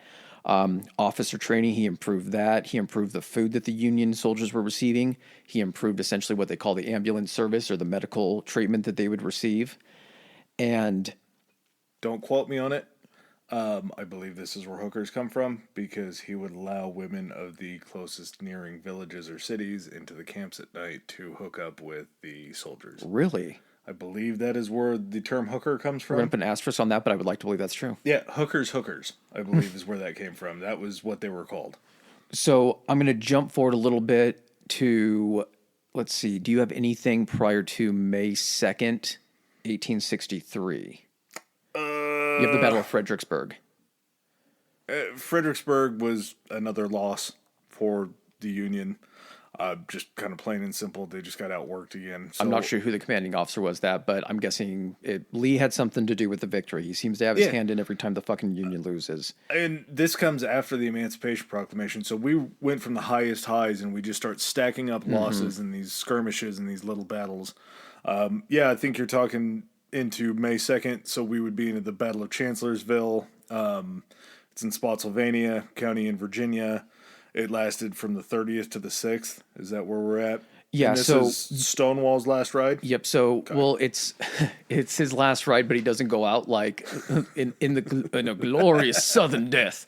No. So on May 2nd, 1863, I think they're prepping for the Battle of Chancellorsville, kind of getting all the troops and everything. So Stonewall Jackson rides out. I think he's doing scouting, and he's riding back with a few of his guys, and he's riding back either in the evening or at night, and his troops mistake him for like a Union unit moving in on him, and he ends up taking friendly fire and taking 2 bullets of friendly fire in the arm. So his arm gets amputated, then he gets pneumonia and dies 8 days later. So they lose a pretty tried and true military commander here. And like Lee, Stonewall was one of his guys, like one of his bottom bitches. Somebody that he could depend on to go out and get a job done. Yeah, strategically sound. And so the Battle of Chancellorsville happens, and Hooker elects essentially to withdraw. I'm not sure essentially what exactly the situation was there, but I do know that in the majority, I'm talking like 70, 80% of these battles, the Union has numerical advantage here. Every battle that they go into, it feels like they have a numerical advantage. Oh, actually, hold on a second. Hooker, he elects to withdraw, and they had Lee outnumbered 2-1, and it was Hooker's fault. It was his poor commanding. I think in this situation, it's hard to keep up with all of this shit, but Hooker even asks his like command structure that he's with, like his lieutenants or whoever's below him, what they should do, and they're like, we have the advantage. We need to keep fighting, and he's like, nah, I think we're going to go ahead and pull back. He got those McClellan genes in him. and just immediately wanted to pull back. I don't understand it. So at this point, Lee, like you were saying, is just racking up victory after victory. And at this point, Lee's confidence is sky high. So he actually uses this momentum to invade the North again. And this is where we're moving into probably the most well-known battle of the Civil War. Do you have anything prior to Gettysburg? Siege of Vicksburg, May 18th through July 4th. Another shot. This was Warren County, Missouri. Oh, yes. We're heading west for this. Yeah, okay. So we're back in the Western Theater. Okay. So kind of to preface this, whatever the Union is doing on kind of the Eastern Theater, think the opposite for what's going on the Western Theater. They're fucking steamrolling. Almost every engagement that the Union is in with the Confederacy is just win after win, and it's due to Grant. Yeah, this is where he cuts his teeth. This is where he makes his name.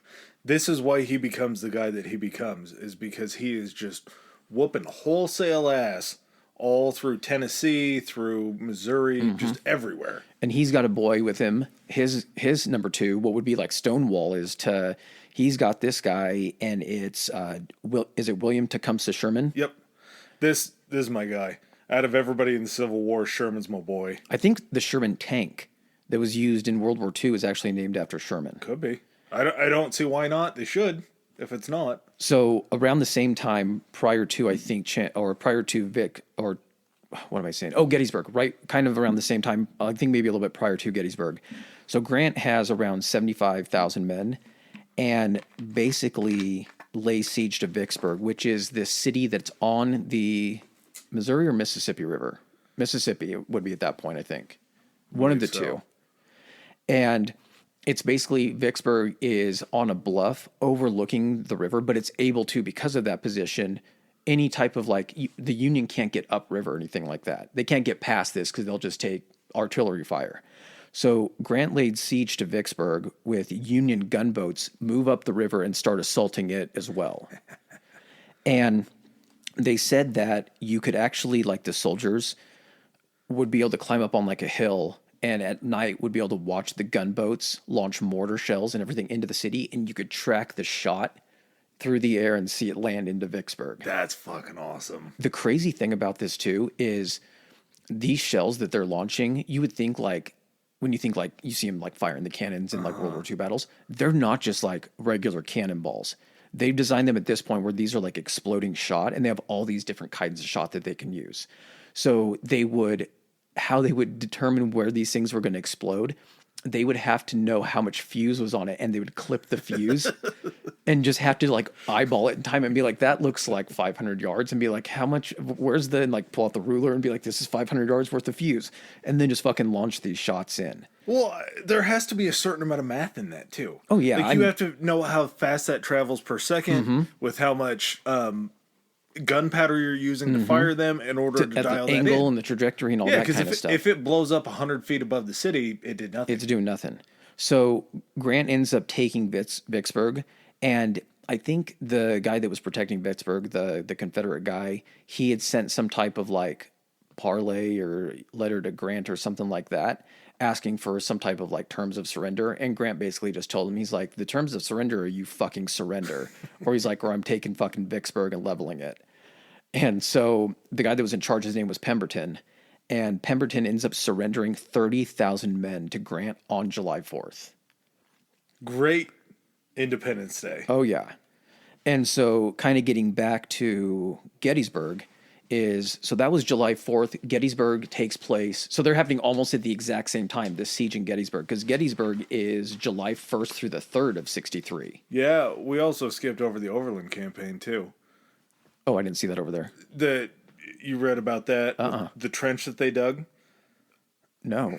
So, this escapes me. I forgot what battle it was. But during the Overland Campaign, it was just a campaign where the Union was just sending guys out and sending guys out and sending guys out, just not making any headway because the Confederate Army was entrenched. So we're thinking no man's land type World War I stuff where, trench on this side, no man's land, you try to charge out and you're getting cut down. Yep. Okay. Just you can't beat trench warfare at a certain point because they're entrenched in. So any offensive, you're just going to be run right. You're into fighting them. for every square inch. Their plan was they were going to dig a tunnel. They were going to dig a tunnel underground, and once they dug it underneath the lines, they were going to fill it full of explosives. Nope, that's not this. It's not that? Nope. What is That's that? not that battle. That battle happens in, because, okay, had you would have said that, I would have pointed out. It was, I wrote down a whole bunch of it. Where the fuck was it? This is the beauty of doing your own research, folks. Well, this is also the beauty of having two people do research. So that was Petersburg. Okay. That happens later. But yes, that we're going to talk at length about, because that is a fucking baller move. I like that. They fucked it up after the baller move, but yes. Well, yeah, it was a great idea, great execution until it came to like the phase B of the plan. So jumping into Gettysburg, Lee's confidence is sky high. He invades north again, Gettysburg, Pennsylvania. Oh, that must have been 64. Is that what I'm thinking? It was, because July, 63 is when Gettysburg happens. Yeah, back to Gettysburg. So Union commander is General George Meade. Confederate general, of course, it's got to be Lee. Strength of the Union was 104,000. Confederate was about between, they said, 71, 75,000. And then artillery pieces, 360 on the Union side, 270 on the Confederate. So it just kind of builds in your mind the different strengths. Obviously, big advantage toward the Union here. First day, it ends up being a Confederate victory. We're going to go in and we're going to do Gettysburg on its own thing. Yeah. So I'm not going to get too far into it. It was a huge battle. It's probably one of the linchpin battles of the Civil War, best known ones, just essentially due to the casualties and everything. And kind of something that shook Bob Lee's confidence, I think. Oh, yeah. Yeah. First day is a Confederate victory. The second day ends up being a Union victory. And the third day of it ends up being a resounding Union victory. A lot of movement during this. Again, we're going to do its own thing, so we're not going to go too far into it. I just want to point out the casualties here. Out of 160,000 men, there were 51,000 casualties. Again, that's not just dead, but just a ton dead. Yeah, well, and again, just to go back to this, the standing U.S. Army prior to the Civil War was 16,000 people. Yes.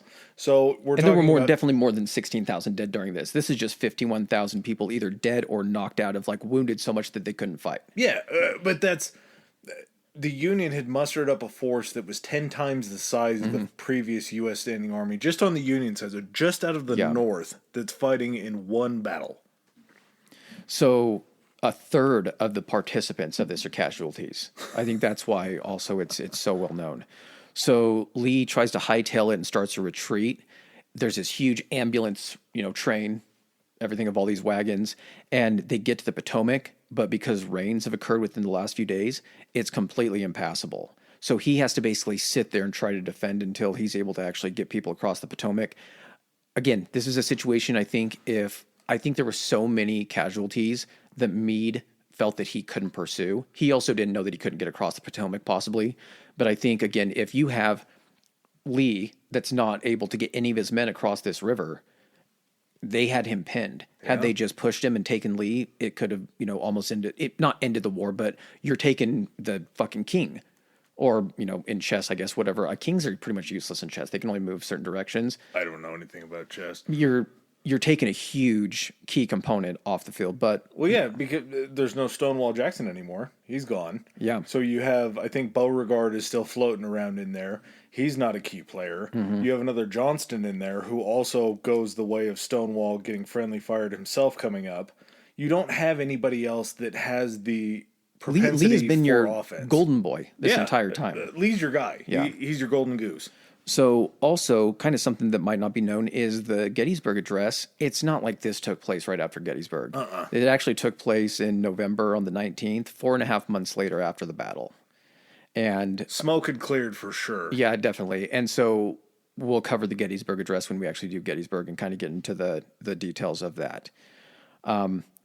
Next up, as far as larger battles, I'm just kind of looking down here. We have the Battle of Charleston. And that is commanded, there was a guy that had taken place in other battles named P.T. something Beauregard. I think it was I just wrote him down as P.T. Beauregard. And then this guy on the Union side named George Strong.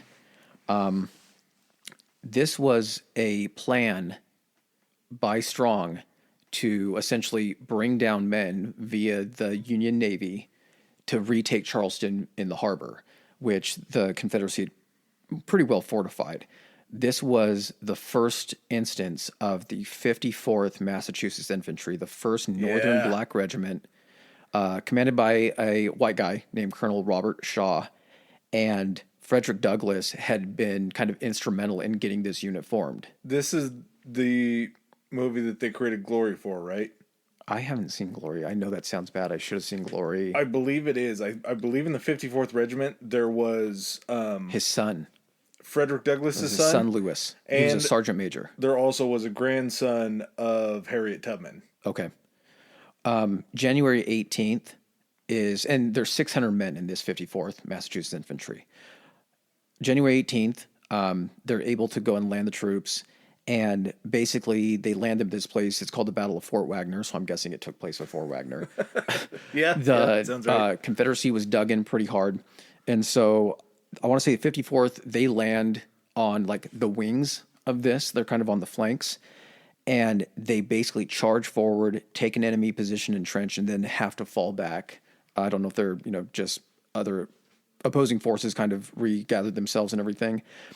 A guy named Sergeant William Carney actually was able to, apparently this was a big thing, is saving the colors. Because they would carry, you had the guy standing, pulling in the flag and everything like that. Each regiment, it wasn't like they had their own flag, but they would have the flag itself for, at this point, you have the Union flag, which is similar to what we know today as the Star Spangled, Stars and Stripes. So he ends up saving the 54th national colors despite being wounded like 3 or 4 times, like the face, the legs, and the arms. He saves it, crawls back to his brothers a few hundred yards, and says something to the effect of, "It never touched the dirt," or something like that. And he is eventually awarded the Medal of Honor. The 54th ends up losing like 272 men, though, out of the 600, including Lewis Douglass. And unfortunately, the attack is unsuccessful, and Charleston doesn't fall to the Union. But all accounts, these guys served with distinction. They were well trained, educated. They were exemplary in their service. And they also were kind of like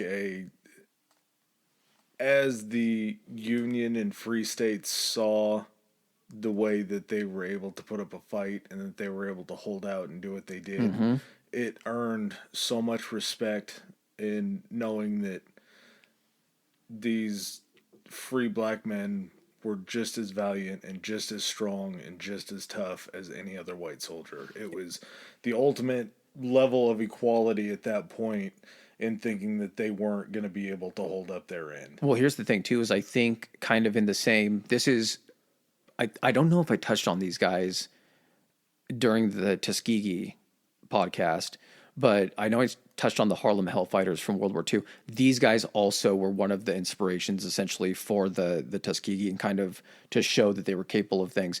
It wasn't just like these guys were the only unit. This actually encouraged then, and actually was, the proof in the pudding that other units, African Americans, they called them like UTC. What was it?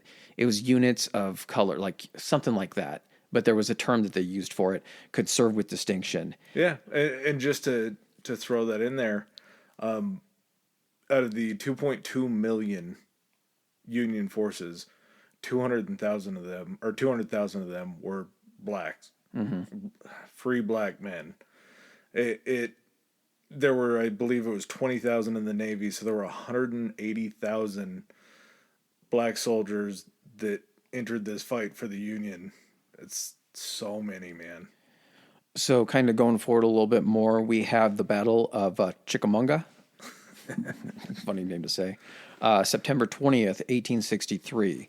34,000 combined casualties on this one between both the Union and the Confederacy. Numbers are starting to stack up. They said as the war went on, basically the ability to deal death kept advancing and everything like that, not only with weaponry. I'm not sure of the exact date, but I did some research because I wanted to see kind of what the capabilities of some of these weapons were. They were still musket balls, weren't they? They were, but what it essentially was is when they first started, they were smooth bore rifles, which when it's a smooth bore and there's no rotation, accuracy is not right. They said that once they did rifled barrels, but they also had just the musket balls and everything. And also, I'm sure musket balls were the technology didn't have, they were able to create lesser seams to, they said that they got more accurate, but a lot of these skirmishes and like the firing and stuff, these guys were within 50 yards, 50 to 100 yards is when they would just fucking line up on the fucking flute and the drum. This is the perfect time to bring this up, and I'm so glad that you did.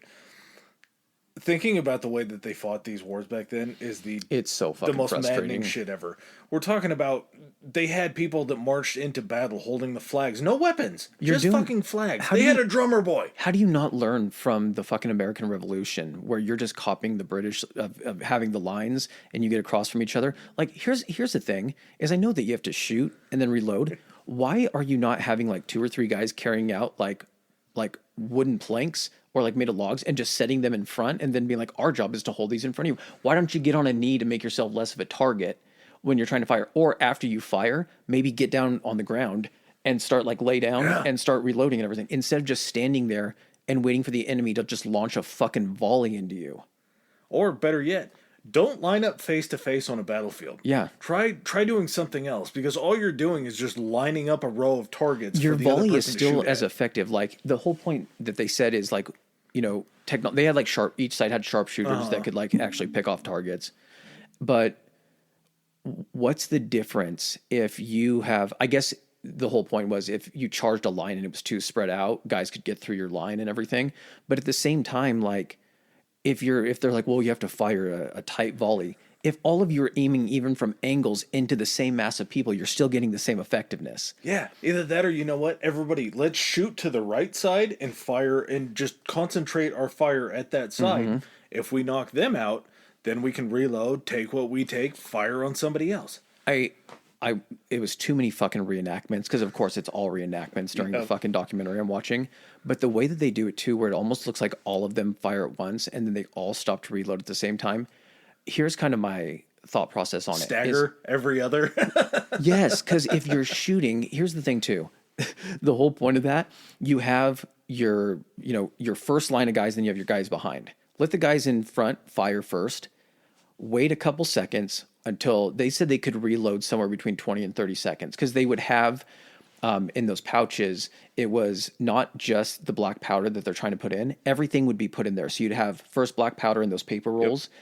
And then you would have the, what's the ball on top of it? Yeah. And you would jam that in. So you could do the shot. So you could do 15, I think they said between 20 and 30 seconds. Well, 10 and then seconds. After that, didn't you have to put a plug in the top of it? Yeah, but I mean, if you had to tamp down the gunpowder, then you had to load the ball in. No. It was all, they said, all in the one paper cartridge. So they would roll, and they would have these like 30 pre-rolls. They had pre-rolls. Nice. So basically, they would have 30 of these pre-rolls, and they would just reach in, and they would bite the top off of them, jam it in, stamp it, and then they would have to put the blasting cap on it and everything.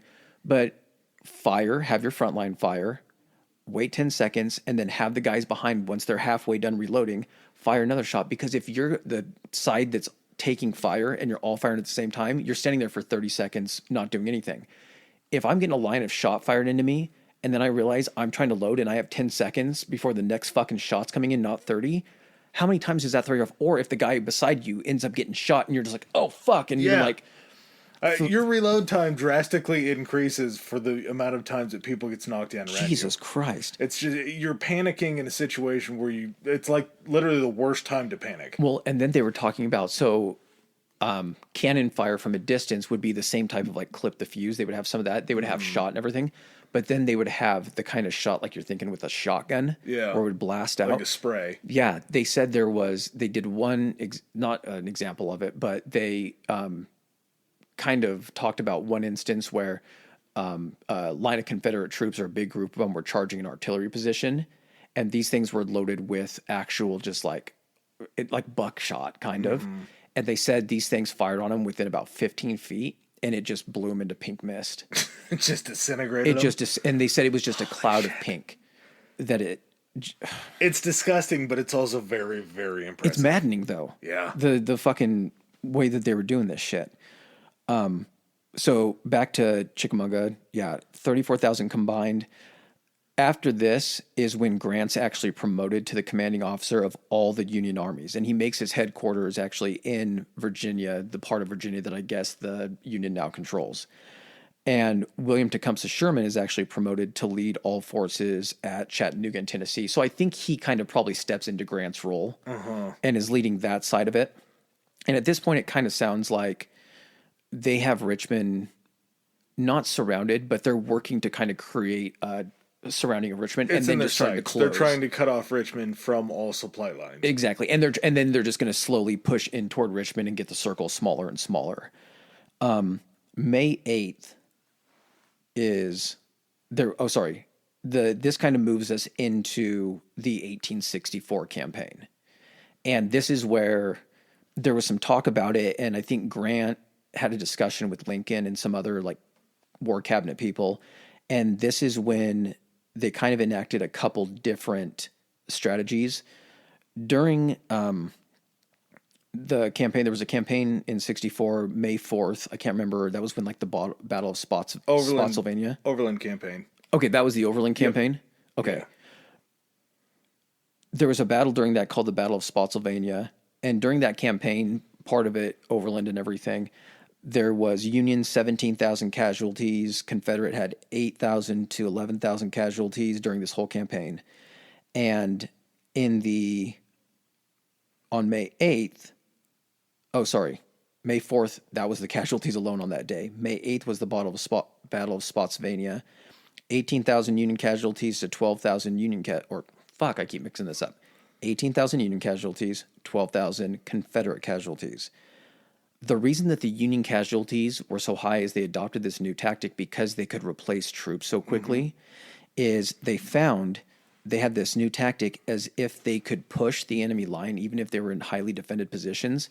They started making, instead of just having, like a line with maybe guys right behind it, they would put like 8 guys deep. And so basically, they wouldn't give them enough time to take out these lines, and you would just charge them with mass amounts of people, and it would allow them to overrun these positions. And so they were taking more casualties, but they were also taking more ground. Well, and this was, I think, the first true meeting of Grant and Lee. I think this was them head to head against each other. And when you're looking at casualty count and everything like that, you're strictly thinking about the war. Now, we had an election in 1860 that brought Lincoln to power. 1864 is going to be the next time that he's up for re-election. So the most important thing, Lincoln knowing what's going on, you have the Democrats pushing for not a surrender, but peace talks.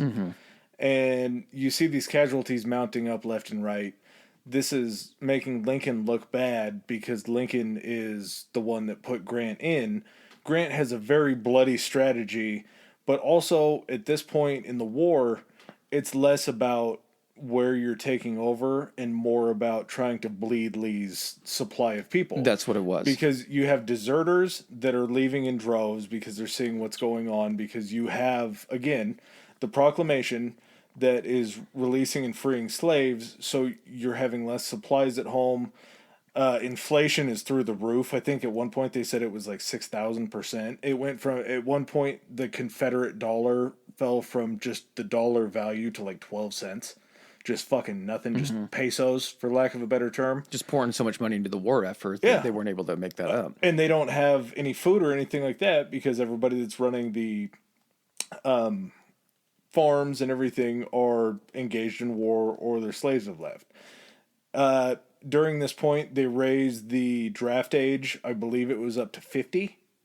So you have 50-year-old men out there on the field that are trying to fight. That wasn't popular anywhere. No. Union or Confederacy. No, they started having to do this draft. It was a big deal. So Lincoln is out there with his guy, not wholly out there with him, but his heart is out there with Grant, hoping that he's going to pull something out. Well, full well knowing that he just met his Democrat competitor, Democrat competitor, none other than George McClellan, who is coming back with vengeance. I don't know if he has some hate in his heart for Lincoln because Lincoln was the man that relieved him, but he was pushing towards trying to get a ceasefire in and trying to do peace talks, which at that point, looking at the situation, we've lost so many men on the Union side where it's almost like sunk costs. You just have to see it through, but McClellan didn't want to. Well, I think the big thing that lost it for McClellan was his proposal for peace negotiations were based on recognizing the Confederacy's independence. So it went so counter.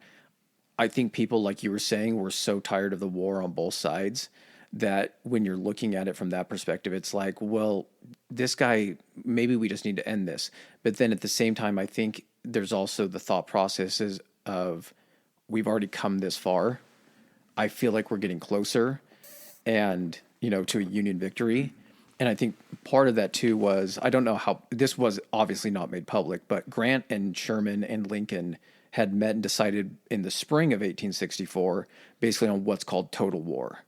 And the determination was made, and Grant was like, hey, let me and Sherman kind of do this plan.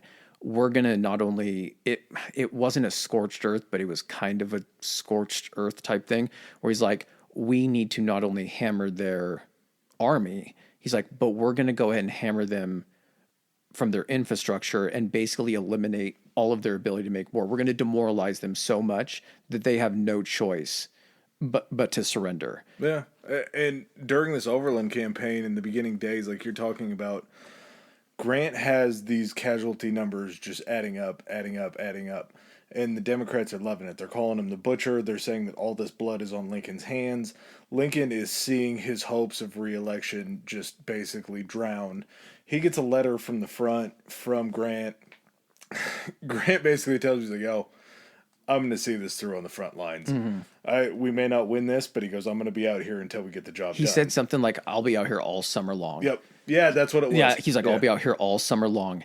And the thing that these were, from a casualty perspective, Confederate victories. But if you're looking at it from an actual strategic standpoint, they're Union victories because it's not like the Confederacy is inflicting all these casualties and staying put. Yeah, they're inflicting these casualties, but they're ceding ground and a lot of land. And then the Union's coming in and just mopping up and basically making it like, any ground you give us, you're not coming back to fucking use this.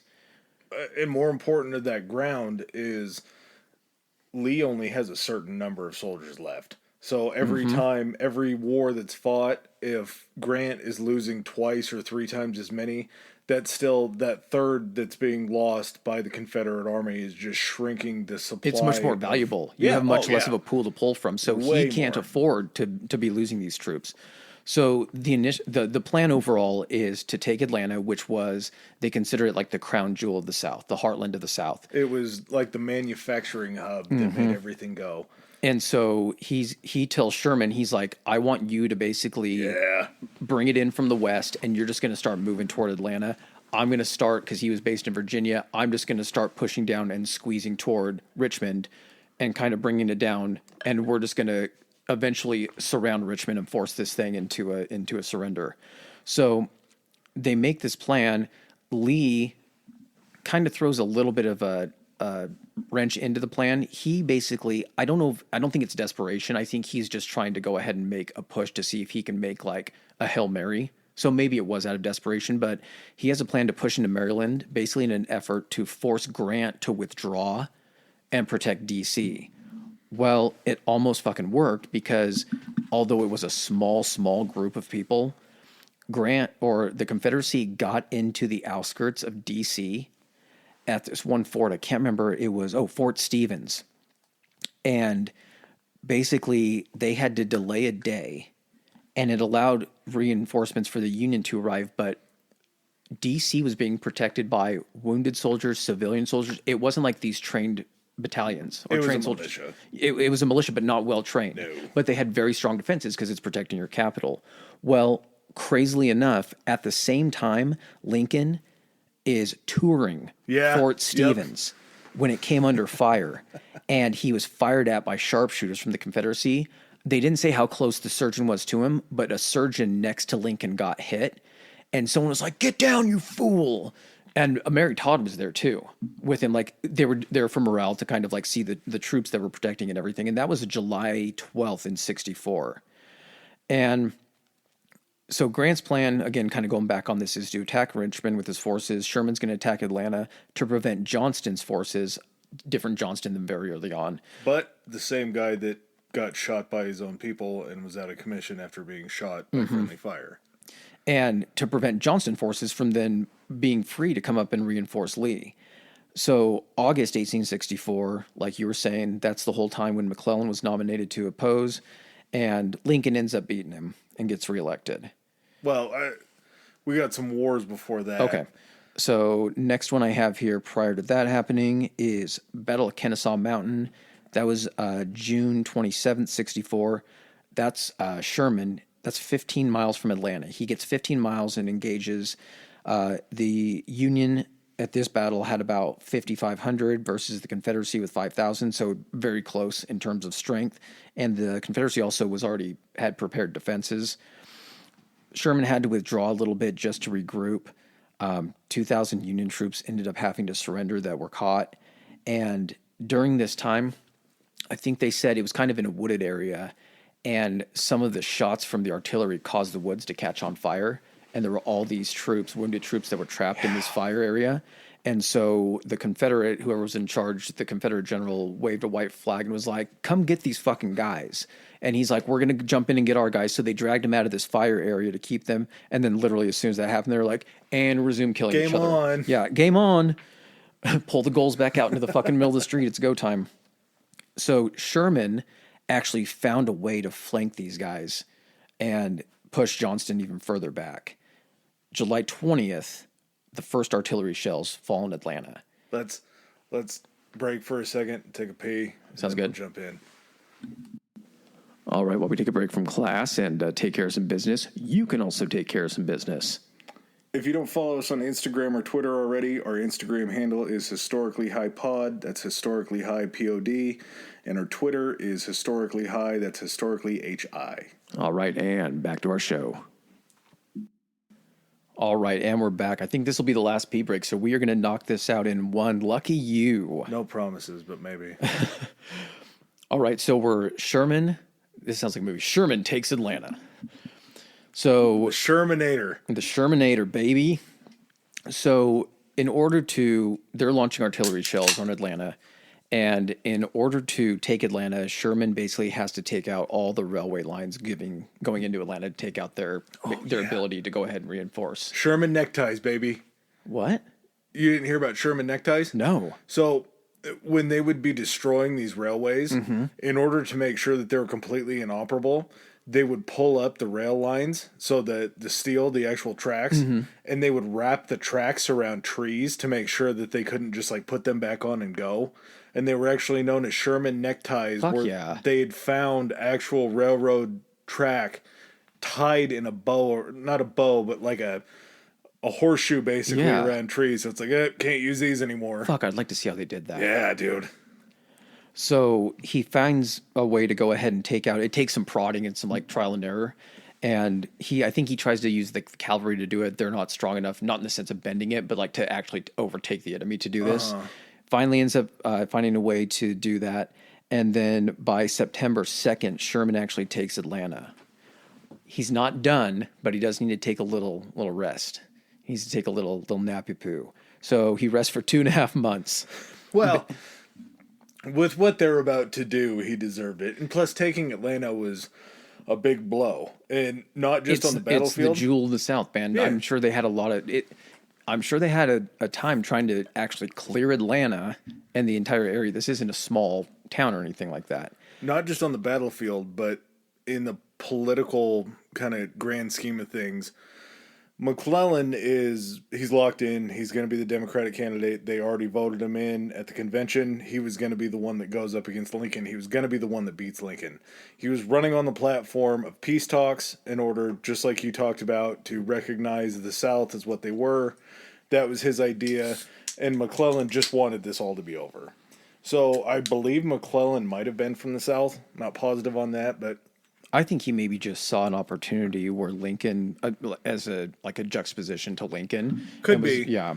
But after this happens, McClellan is getting ready to accept the bid, put his name to paper. He's going to be the Democratic candidate. This news of Atlanta comes in. He finds out that the crown jewel of the South, as you said, has been taken, and he sees the writing on the wall. I got your jewels, bitch.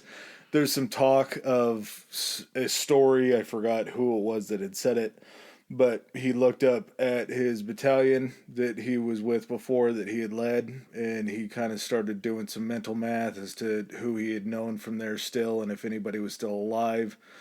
He looks down at the advisors for the Democratic Party. He goes, "Hey guys, I can't sign up for peace. I can't sign up for giving up. We've come too far. I've lost a lot of good men that I've known, men that were in my battalion, my troops. Those guys are gone. I can't accept this. I can't accept a peace agreement." Does he flip and then support Lincoln? No, he doesn't flip, but he refuses to sign the platform that they were running on. I know there was a guy during that was running against Lincoln as well. That, like, you know how there'll be candidates that pull a portion of the vote away from the main candidates? There was another guy that I think was going to pull some votes, and he ends up then going back into Lincoln's camp. I think that was the first election. Okay. But yeah, McClellan basically has to agree with Lincoln on this point after seeing Atlanta fall, because he sees the writing on the wall. He sees how close they are. He was in all these meetings. That's the thing too. Like, Lincoln now has momentum. Oh yeah. He's like, we just took Atlanta. They're like, okay, you just took Atlanta. Like, we're getting close to this thing. And that basically carries him. Besides Savannah, that's basically what carries him to. We're getting to Savannah. Yeah. We're getting to Savannah soon. So 2.5 month rest. And basically, after he gets his forces, gives him some time to recover. Basically, he's like, "You boys want to see the ocean?" And just fucking marches across Georgia and reaches Savannah December 1864. After he gets to Savannah, he then turns north and he's like, "You boys seen South Carolina?" And starts just marching up through South Carolina, then marches up through North Carolina. And basically, at this point, the jaws are starting to close tighter and tighter around Lee and Richmond. Well, the cool part about what he's doing through this whole trek through down to the ocean and then up to South Carolina is they, in essence, have a slash and burn campaign. They're living off the land. Sherman doesn't get a good reputation for the shit that he's doing this whole time when he's marching up from Savannah. I would say justified, though. No, it is. I mean, it's not like, here's the thing. This was not a war where anyone was purposely targeting civilians on either side. It was an army versus army thing. But that's a big difference from like future wars, World War II, is civilians were never really brought in here. There weren't comparatively not a ton of civilian casualties compared to other wars. The city's got a little hairy, but I mean, you're having to, you're not it's fucking shot out of a cannon. You're not just like aiming this shit. Not great aim. So Sherman's men, I mean, he's got a pretty large force. He said something like, he wrote a letter back to Grant or something like that. And he's like, well, we marched on Atlanta with 5,000 head of cattle. We got to Savannah with 10,000 head of cattle. They were going into these plantations. There was a boo-hoo letter written from some plantation owner woman that was like, they took the chickens and they took my slaves and everything. And it's like, yeah, I mean, I understand that you're not participating in this war, but you also are obviously one of the reasons that this is happening due to your ownership of the slaves. Oh no, they took the people that you own? Yeah. Oh, and sorry. During this time, though, Sherman actually has a large group of like freed slaves that are following him. Yeah, he's got a band of folks that are they had to stay I guess it's with this weird condition, they had to stay close enough to the army to be considered freed. Well, they were the reason that they were free, yeah. So they get out of that tough shit, you're coming back. And Sherman wasn't exactly thrilled about this because you have a large group of people that you're taking with you, more to feed and everything like that. And so his treatment, like, it wasn't great or anything like that. He was leading an army. He wasn't leading a refugee group. I know that's callous to say, but I don't know if he was the originator of this, but when asked about it, he just looks and he goes, "War is hell." That was his justification for it. He's like, also at the same time, he's trying to fucking end this thing and get to Richmond as quickly as possible. Well, and as they're coming up, Not to say that this is a major player, but we have to remember who started this Yeah. and what state initially started this. That's South Carolina. Yeah. So we're going to make them feel every single U.S. casualty, or every single Union casualty that's happening. And to even a certain extent, I would say U.S., because those people that are rebels are still going to have to become part of the Union again. So every one of those casualties is on South Carolina's head, basically. There you go. Kind of jumping back to part of the Emancipation Proclamation, there was a response to the Emancipation Proclamation from the Confederacy, and they pretty much doubled down. And they said any white officers leading black troops would be killed, and any black soldiers would be returned to their owners for punishment. No prisoner exchanges. And I'm not sure this was, again, after the Emancipation Proclamation.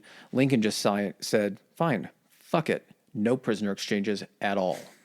And there were some instances during the Civil War where there was mistreatment of prisoners on both sides. There was some camps and prison camps that got overcrowded. There was a lot of mistreatment on both sides. So I'm not saying, bad on both accounts and everything like that. Double negative. But Lincoln's response was like, okay, so you're not doing any black prisoner exchanges. How about no fucking prisoner exchanges? And the thing is there are, testimony and everything that basically most captured black soldiers, it never got to the point where they were returned to their owners for punishments. Basically, they would just be executed. And there were some Confederate soldiers, there's letters written back to their homes, and they were like, we saw this happening. We tried to stop it. We were able to stop it a couple times, but basically they would just be, there were, black prisoners, soldiers that were on their knees begging, only to be told to get to their feet, and once they were on their feet, were shot. So, I mean, war as hell is the most apt thing I can think of. Yeah. We are now on to Petersburg. Yes. So, Grant has this group of Pennsylvania coal miners. And Petersburg is close to Richmond. It's basically like you got to get through Petersburg to take Richmond. I don't know if it's a suburb or something like that. Are you looking at the distance? Yeah. So it's pretty fucking defended. A lot of artillery, very defensible. So Grant has these Pennsylvania coal miners, and he's like, you guys are pretty good at digging mines. So we're going to go ahead and dig a fucking mine. 23 miles. Okay. So we're going to dig a tunnel underneath this big Confederate gun battery, and then we're going to fill this fucker with gunpowder and blow this thing up. When he was talking about this, all I was waiting for, because it sounded so fucking cool, was like, it didn't work. Yeah. Like, the plan fell through, something happened. Okay. Well, and it almost didn't. Well, You're getting to the fuse part? Huh? You're getting to the fuse part? No. Oh, okay. buddy. So go to that before I talk about what happened. So they fill it with gunpowder. Fill it with gunpowder. They send people underground to set a fuse up. They run the fuse all the way back. Are we thinking this is like barrels? Are we thinking this is the barrel situation where you just stacking fucking barrels of gunpowder? Judging by the size of the hole that it made, it was a lot of gunpowder. So they run this big ass long fuse back, take it out of the hole. Everybody's like, hey, step back. This is about to be big. Light the fuse. Everybody's standing there. I picture like Wile E. Coyote with his fingers in his ears, and they're all just waiting. Probably not the plunger. I wish it would have been the plunger. Not a plunger. It was probably somebody lighting it off of a cigarette. And they're waiting. Everybody pulls their fingers out of their ears like, there's no way that didn't go yet. So who's going to go check it? Yep. So I'm pretty sure they drew straws. I don't know how they did it, but they sent two guys down in there. They found where the fuse had broken or something had happened. They relight it. I'm sure these two dudes, as fast as they can. That's what I was going to say. Is it they're like, Smith has a pretty good 40 time. He's like, no, I don't. I got shot in the leg during that last engagement. I hate to bring this up, fellas. I got shin splints. So they relight it a second time. It ends up making it all the way through. The destruction is something that I never could imagine.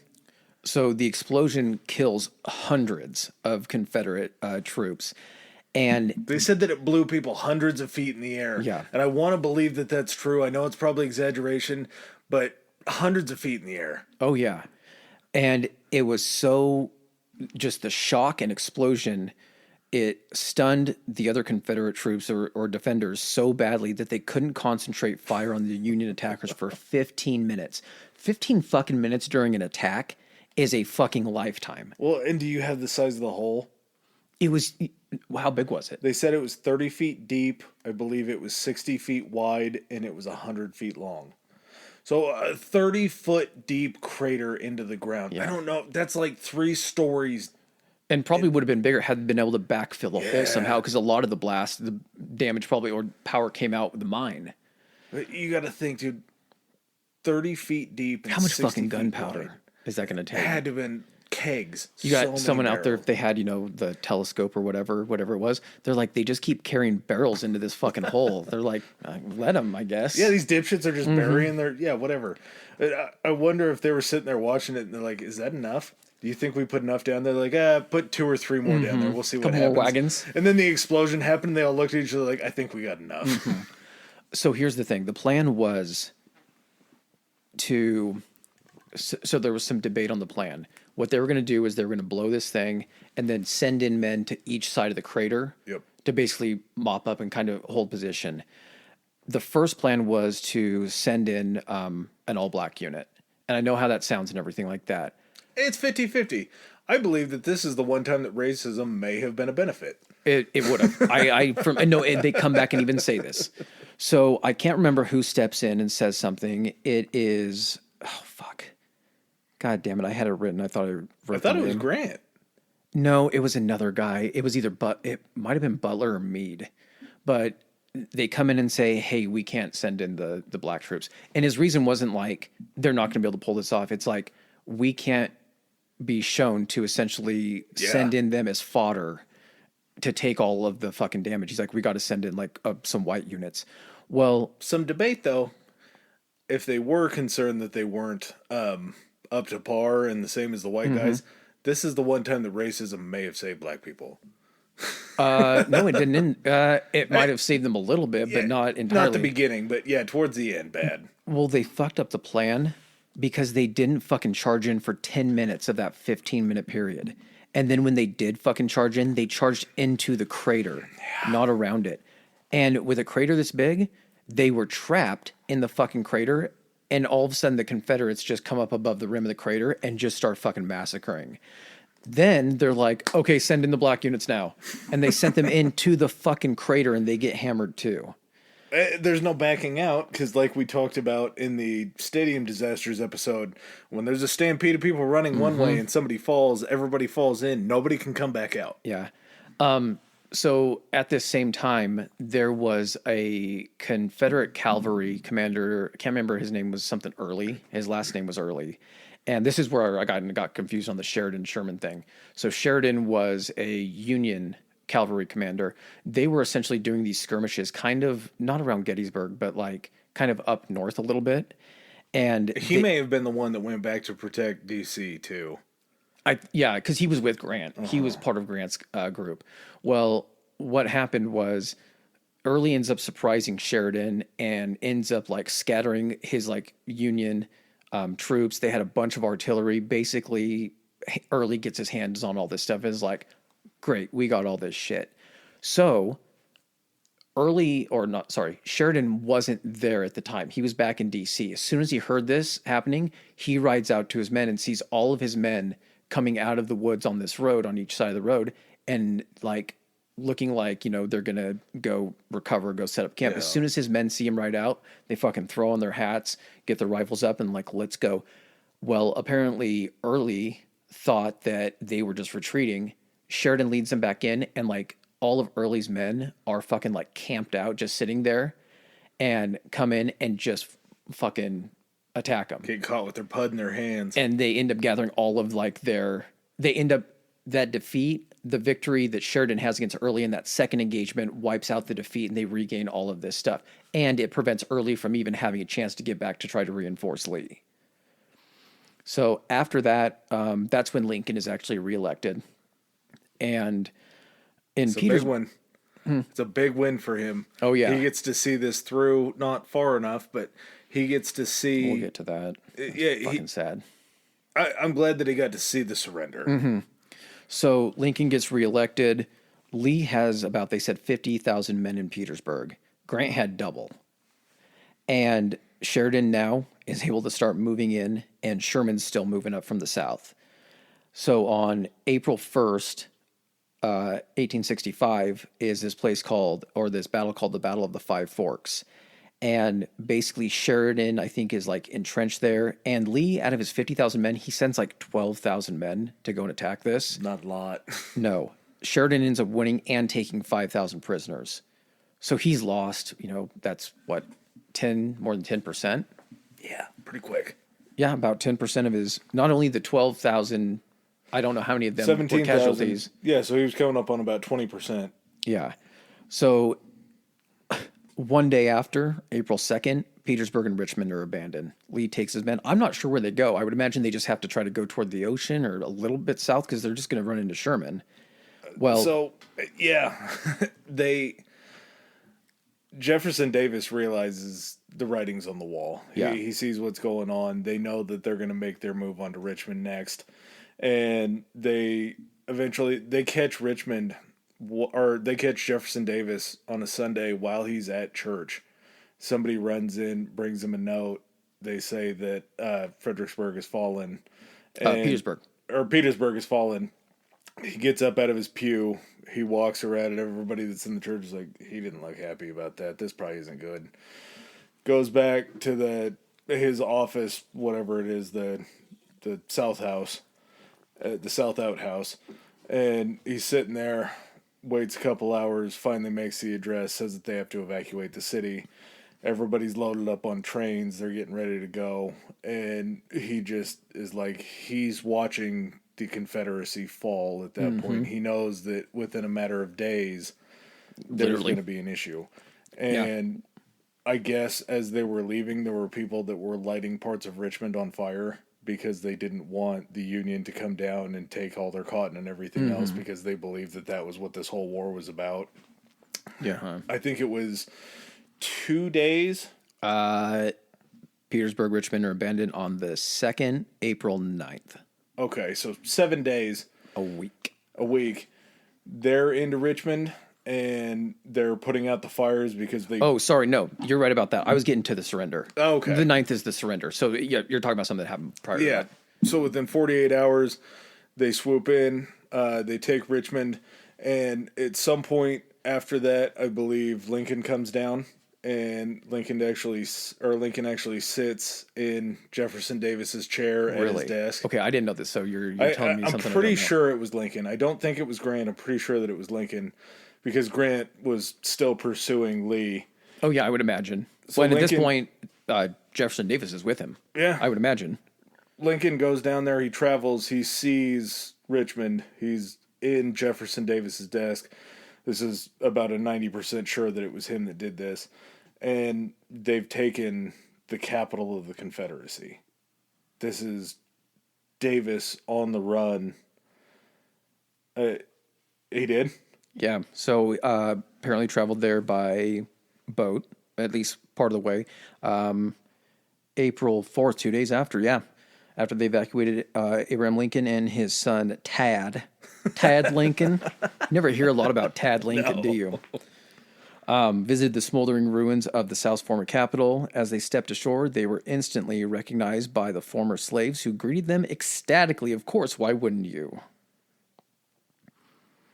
And how cool is that? How good of a feeling is that for Lincoln to be able to go sit in Jefferson Davis's office in his chair and know that... He just walks in, he's like, this place is a shithole. Yep, this place sucks. I can't believe this is what they were trying to fight for. That's a monster flex. And Davis, as he gets away, sends out, we will fight this fight to the end. This isn't over yet. We must try to still overcome, fully knowing that it's over. It's a victory lap before the actual victory lap. Mm-hmm. I mean, he didn't get a victory lap, so that was kind of his. Well, and Lincoln was crazy enough to stand up while there was artillery fire coming in. He's definitely down to go hang out in Richmond when he knows that it's been taken over. So on April 9th, this is when Lee eventually surrenders to Grant at Appomattox. And I'm just... It wasn't that smooth. Lee tried to put up a fight, didn't he? They went to battle for a day or two before they finally made the the surrender because Lee had sent him over one last, like, hey, let's try to hash this out. Here's the terms. So that was actually, it wasn't like the surrender for the Confederacy. They're saying it was the most significant surrender to take place during the Civil War. He surrendered only his army of Northern Virginia to Grant, and then some other Confederate forces, some large units, had yet to surrender before President Andrew Johnson. Ooh. He had to take over because we'll get to. God damn it. Yeah, but basically after Lee surrenders, that's just it. It's just mop up duty at that point. You're going to these other armies and you're sending somebody else in to talk to the Confederacy. You're saying, hey, I know that you guys want to duke this out and I know you want to go. Guess what? Lee surrendered. I don't know if you guys know that yet, so it's pretty much over for you. The cavalry's not coming. And that's a huge blow to all these different other small bands because it's just over. What are you fighting for? Lee's gone. Lee's been defeated. Your ace in the hole is out. Mm-hmm. Where are you guys going to go? Yeah, you have to surrender or we're just going to wipe you guys Sherman out. is still coming up from the south. I don't even know if he got there before this even happened. So it's not like you're not fucking surrounded. Are you going to hop a boat and try to head off across the ocean? And I don't know if you guys know this yet. You don't want to run into Sherman. No. Sherman's not going to be nice. Sherman has a lot of people with him that do not like you. So here's something that I don't think is really pressed enough. No. In U.S. history is, again, this is April 9th, the Lee surrenders to Grant, and April 15th is actually when Lincoln gets assassinated. So 6 days, this guy has seen this entire thing through, stuck to his guns, and he just wants to take in a show. He's like, I'm feeling good. I feel like my preservation of the Union has been successful. I know we got to rebuild. A lot of sleepless nights ahead of me. Me and Mary were going to go catch a show at Ford's Theater. And yeah, and that's really what it was. Because he, not to cut you off, but before they went and saw that show, he gave an address, and he wasn't talking about victory. He wasn't talking about the Union's defeat of the Confederacy. He was talking about bringing the country back together. Yeah, he was talking about how to reconstitute the Union, how to move forward. He wasn't rubbing anybody's faces into it. All he was doing was just praising the ability that we can get back to some sort of normalcy. Mm-hmm. Unfortunately, there was a man in that audience that really didn't like what Lincoln was saying. John Wilkes Booth, I don't know if you've heard of him, sort of a big deal. He was very, very deeply supportive of slavery. Excuse me, he loved the South, and he wasn't going to stand for it. So, as everyone is probably pretty aware, Lincoln's sitting up in a balcony. I can't remember what play they're watching, but John Wilkes Booth pops into the back of the booth, puts a gun to Lincoln's back of his head. Lincoln didn't die there. He survived till the next morning. Yeah, so hopefully he was unconscious and didn't know what was going on. I'm sure it was like from the way, I think it's one of those little derringers. I think that's how he snuck it in. It's just one of the little, they call them pea shooters, but you put it to the back of someone's head and you launch a fucking slug into the brain. Close is close. But so Lincoln's assassinated, man. Like he's not even alive to see the actual Confederate surrender. He sees the whole thing through. Again, we're talking about a guy that preservation of the Union is first and foremost to keep this country together. Yeah, he made some concessions that I don't agree with, but it's easy to armchair quarterback this thing when you don't have that kind of pressure on you to try to keep everybody together. But when they say Lincoln ended slavery, he was definitely, if you're looking at to give a number one spot to the biggest contributor of doing this, Lincoln gets that spot. He was the catalyst. But it's not like Lincoln is solely responsible or the one person that ended this. Like, it was the contributions of a ton of people doing this, all for different reasons, but all going toward the same goal, that helped to accomplish this and keep the Union together. I have nothing but respect for Lincoln. Oh yeah, I think 100%. that he was a man that was put in an impossible situation, and he did everything that In he an could impossible to. time. Yeah, Yeah, given an impossible mission and somehow managed to see it through to the end. and really, I mean, Andrew Johnson comes in after that, as you said, but we start to see the change. And for as rough and as hard as the war was on the country, the Reconstruction became so important because, again, all these places that are in the South are the people that are supplying the North with the supplies to continue to make the economy run. So, first and foremost, most importantly, they have to get back to the South and they have to start rebuilding the South. They have to start rebuilding railways. They have to basically try to control everything that they can control to bring the South back because that's where we get all of our raw goods and supplies from. It's kind of like you were mentioning to me last night when we were talking back and forth about Lee and fuck no, I can't remember who was the president of the Confederacy. Jefferson Davis, about how there wasn't really any repercussions against them or anything like that. And looking at it from a perspective of, well, are we talking war crimes here? What are we talking? It's just one of those things where you're trying to essentially heal the nation, and it's going to just prolong that. If I don't know how much I agree with it. I'm just trying to kind of see the rationale for it, of being like, you guys lost, you're already losing a lot, what you consider your way of life, the wrong way essentially of life that you guys considered to be the right way.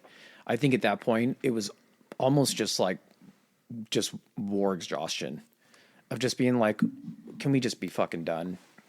You guys start working toward getting all your people on board with getting us back together, and we'll do what we can to try to kind of, try to lube your entry back into the Union. Yeah, and it's kind of like I said, it is totally a Nixon Ford situation. Like after Nixon was out, Ford got up there and just kind of looked around and he took a deep breath and he looks right. He's like, "Hey, crazy time, huh? Well, let's just move past it. Let's not prosecute Nixon." Jefferson Davis was actually held in prison for, I think it was 2 years, until Andrew Johnson said we got to get him out of prison. Like he was just held there. I think it was under treason charges, but finally Andrew Johnson just said, let him go. What's done is done. We need to start moving towards the future, and we need to start making these things. We don't need to happen. make this guy martyr. Yeah, technically. And it really, Reconstruction kind of worked hand in hand with Congress. That's where during Reconstruction we got the 3 amendments that kind of changed the game, or at least started to. The 13th Amendment abolished slavery. The 14th Amendment gave citizenship to all people born in the United States. And the 15th Amendment gave Black Americans the right to vote.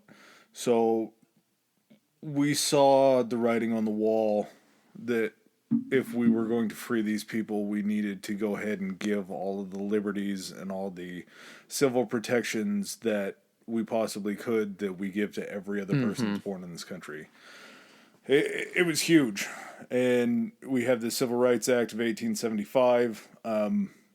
It just reinforced everything. It protected all citizens' civil and legal rights as far as undue prosecution, fair trials, things like that. And the reason that we were able to do that in the South prior to, unfortunately, what happens after that was because this was still held by Union forces. It was still held by Northern territories that were overseeing the Reconstruction. So there was a... kind of like the same situation of like what happened with Germany. Germany was essentially, not in the sense of being split up between, the Allies and Soviet Union, Russia, whatever you want to say it at that time. But yeah, it's kind of like, okay, we're just going to go ahead and oversee to make sure that you guys don't get any additional ideas. No harebrained, no plans, no. Just make sure you guys aren't like, you're not letting your anger or, your desire for revenge to get the better of you. Yeah, and by all respects, I think that worked out well. I wish that I could say that we had a happy ending, but unfortunately, as everybody knows, things kind of go back the other way. The pendulum swings back the other way. And that really starts right around 1877. There was a compromise of 1877. It effectively ended Reconstruction. The Union moved back up north. The South was, in a way, on its feet or being back to on its feet. And Jim Crow laws started to set in right about then to separate what we had tried to put back together and to put these laws on freed black Americans to try to keep them in bondage or to try to keep them lower. And unfortunately, the people, this is a tough topic to talk about. And again, two white guys, it's just not going to sound right. But the reason I believe that slavery was kind of just socially accepted in the South was because no matter if you were a rich white landowner, a plantation owner, or if you were a poor white laborer, even if you were the poorest of the poor white laborer, you still weren't the bottom of the social caste. So there was concern, and this was stuff that they used during the war, just war propaganda, to try to continue to push the South further towards fighting for this goal. Was they would tell them, and I can't blame black people if this was the response to this, but they would basically say, think about a world where black people and white people are free together. We just kept these people in bondage for hundreds of years. It was fear-mongering. Yeah. Yeah. If we let these people go and they're free, what's to say that they're not going to slaughter all of us? And again, like I have to say, if they had, I can't say that I would blame them. It's a device of your own making. Mm-hmm. You've put an entire group of people in a position where you've subjugated them and treated them so poorly over the course of a couple hundred years, even at this point. If they have some hard feelings, they're allowed to have those hard they're going to feelings. have they're going to have some rightful fucking grievances. It's your job to assist in moving past that. It's not your job to sit there and be scared of it. It's your job to go ahead and assist in making sure that that doesn't happen. I think it was Jefferson. He said something along the lines of slavery is like holding a wolf by the ears. Yep. You are in fear because the second you let go of it, it's going to attack you, but you also don't want to be in the position of having to hold the ears. Mm-hmm. It's just that, unfortunately, once the North left and Jim Crow was enacted, things started to go back where the power struggle became more back on the white side. What's so crazy to me is going from the end of the Civil War to today. This isn't. People like to pretend this is ancient history. This isn't the fucking pyramids. This isn't the fucking creation of Rome. You know, this isn't the medieval knights or all that shit. This is 158 years ago. Like, that's two people. Yeah. That's two people could have lived within that time frame, which means that a really old person now could have known a person that was a slave. Like I'm trying to think about that, and it gets treated like it's fucking ancient history. Well, it's because the narrative coming from the South had tried to be rewritten into a way to where it sounded like this was a states' rights issue. Or we were fighting for our independence. But, like, why did you want the independence? That's what the argument always is. And I understand that. I don't understand. I don't understand it. You have people that still fly the fucking Confederate flag, Southern pride and all that kind of stuff.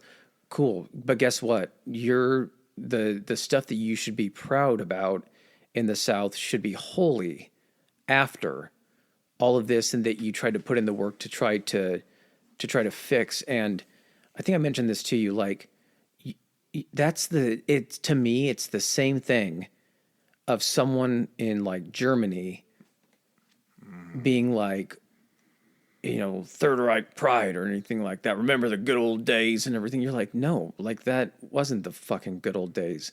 And the shit that you're celebrating is heinous shit. Like, I don't get that. Like, and I don't know if it feels to some people like it was so long ago, because so much has happened since then. two world wars. And so like that feels more recent. And even to people nowadays, that feels like, that's we're less than 100 years removed from world wars. Both, or we're 100 years removed from First World War and less than 100 years removed from the second. But like, is it because of that this feels, just because it's down the rung a little bit, that people don't like feel, of course there's still fucking effects of this kind of stuff. Like even geographically, why do you think that there's a larger population of black people in the South? It's not just like people move in a generation and completely move to another part. Like people were brought there, live there, and have their roots there, but they're not long roots. They, some of them are the ones that, people that got brought over earlier and everything. But at the same time, it's like, that's still remnants, and that should still put in your memory that that's why we have a higher population. It's not because like it's more advantageous in the South or anything. That's where they were brought and kept and enslaved. And that's where they have their heritage. Though, unfortunately some of that heritage was forced upon them, but it's just such a weird fucking concept to celebrate losing for, horrible reasons, but to talk about like fighting for your independence, you wanted that independence so you could keep doing horrible shit. It's so fucking weird to me to try to even put myself into somebody's shoes that has that mentality.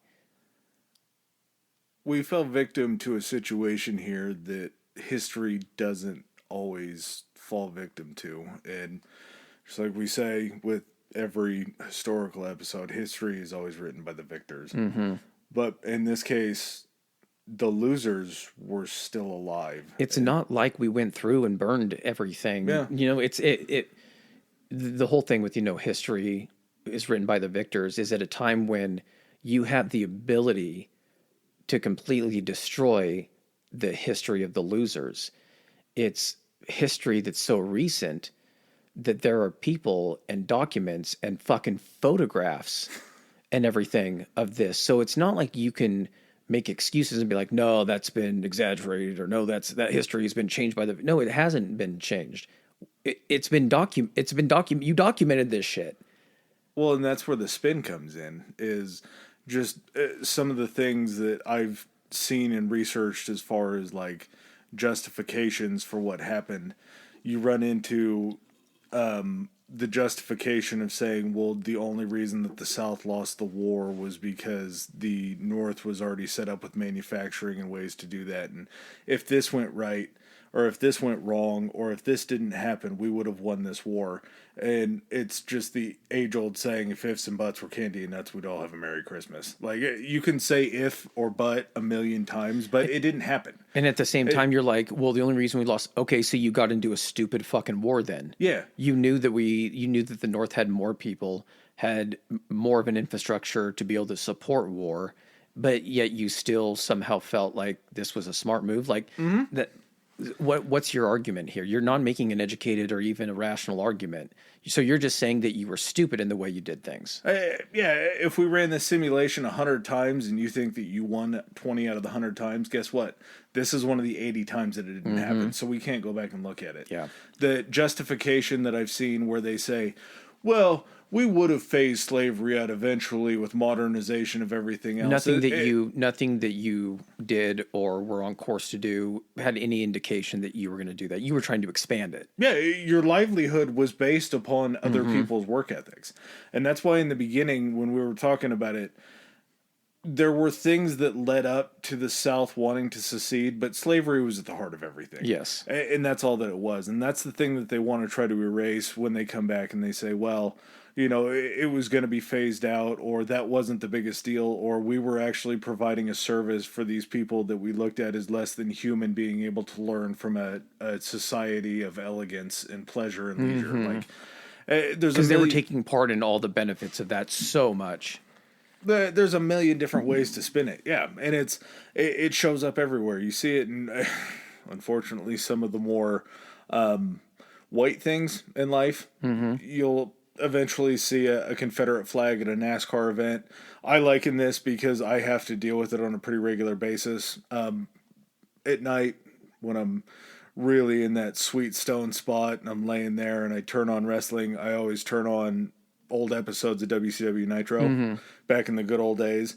And WCW has its roots in the South. They were a Southern wrestling company. They were formed around Atlanta. And therefore, a lot of the events that they would do, Nitros and things like that, were based in the South. And I will be goddamned if not every single episode I see somebody, some fan in the background, not holding up a hand or not holding up a sign, but holding up the Confederate flag. And it's just shit like that where they've been told so many times that it wasn't about slavery and that they had good means, that if you get told something 1,000 times, eventually you're going to start to think, if you don't believe that, you're crazy. So the rewriting of history and the justifications that still go on to this day, that we still hear constantly in the news every time somebody's like, oh, well, they shouldn't have pulled down that Robert E. Lee statue. You know what? I have 100% respect for the way that Robert E. Lee fought a fight. I think that he was a great general. I think that he was very strategic. I think that he was one of the greatest military minds that this country's ever seen. He did it for unscrupulous means, and we shouldn't have to have a statue put up by somebody called the Daughters of the Confederacy that want to try to whitewash what happened. I don't know if I've ever seen someone try to celebrate losing so hard. Yeah, I don't really see the whole thing with statues. I mean, I would rather them not be up. I'm not going to go pull one down. But when one does get pulled down, you just have to look at it and be like, why was that there in the beginning? Yeah. And people go, well, you can't erase history. That's why we have fucking books. And that's why we have school and literally everything else. That's why we have Wikipedia. Yeah. That's why it's there. Yeah, we're not trying to erase history. We're trying to remove something that stood for something that we're not proud of in history. And you shouldn't be fucking proud of either. Not too many statues of Hitler in Germany. That's not really a thing. No. Just to, I guess, wrap this up, final stats. We'll go down the final stats. We're going to flip over the Civil War tops, upper deck sports card, and go down this. Final stats. For the Union, 365,000 dead, a total of 828,000 casualties. Over the whole entire course of the war, the Union had 2.2 million forces. So I'm not thinking about math right now. That's what, probably 40 to 45% casualties. The Confederacy, 290,000 dead, about 864,000 casualties out of 700 or 750 to a million, somewhere around in there. So, I mean, that's... So dead, and this is including soldiers, slaves, and civilians, probably it's upward of 1 million plus dead between soldiers, slaves, and civilians over the course of 4 years. So, I mean, it is something that we definitely should not forget. No, I want to say at the time it was like 2% of the United States population. Just staggering numbers that today would just shock anything. Not to diminish it at all because it was a huge thing, but like you said with the Normandy stat earlier, we lost 1,800 people in Pearl Harbor. Yeah. Very big deal. World Trade Center, very big deal. 2,000, I think, somewhere around there for World Trade Center. Yeah, those numbers are 2,000, yeah.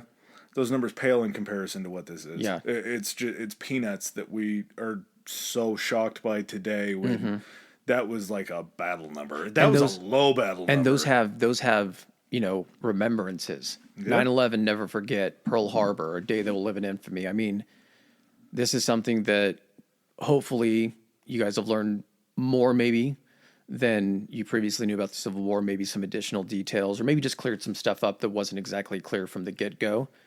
But other than that, think the biggest takeaway from this, and this is something that we talk about a lot, is we can't be afraid of history and just want to dig into this is a debate me and you have all the time, is when we pick out these topics, it's kind of like you kind of close your eyes and tilt your head back and it's like, this is going to be fucking depressing and everything again. But I mean, a lot of history is. I mean, I think if anything, doing this podcast has shown us that you have to explore this ugly stuff, because it's cliche to say, but history repeats itself if you don't know how to prevent it or if you're not educated about it. So it hurts.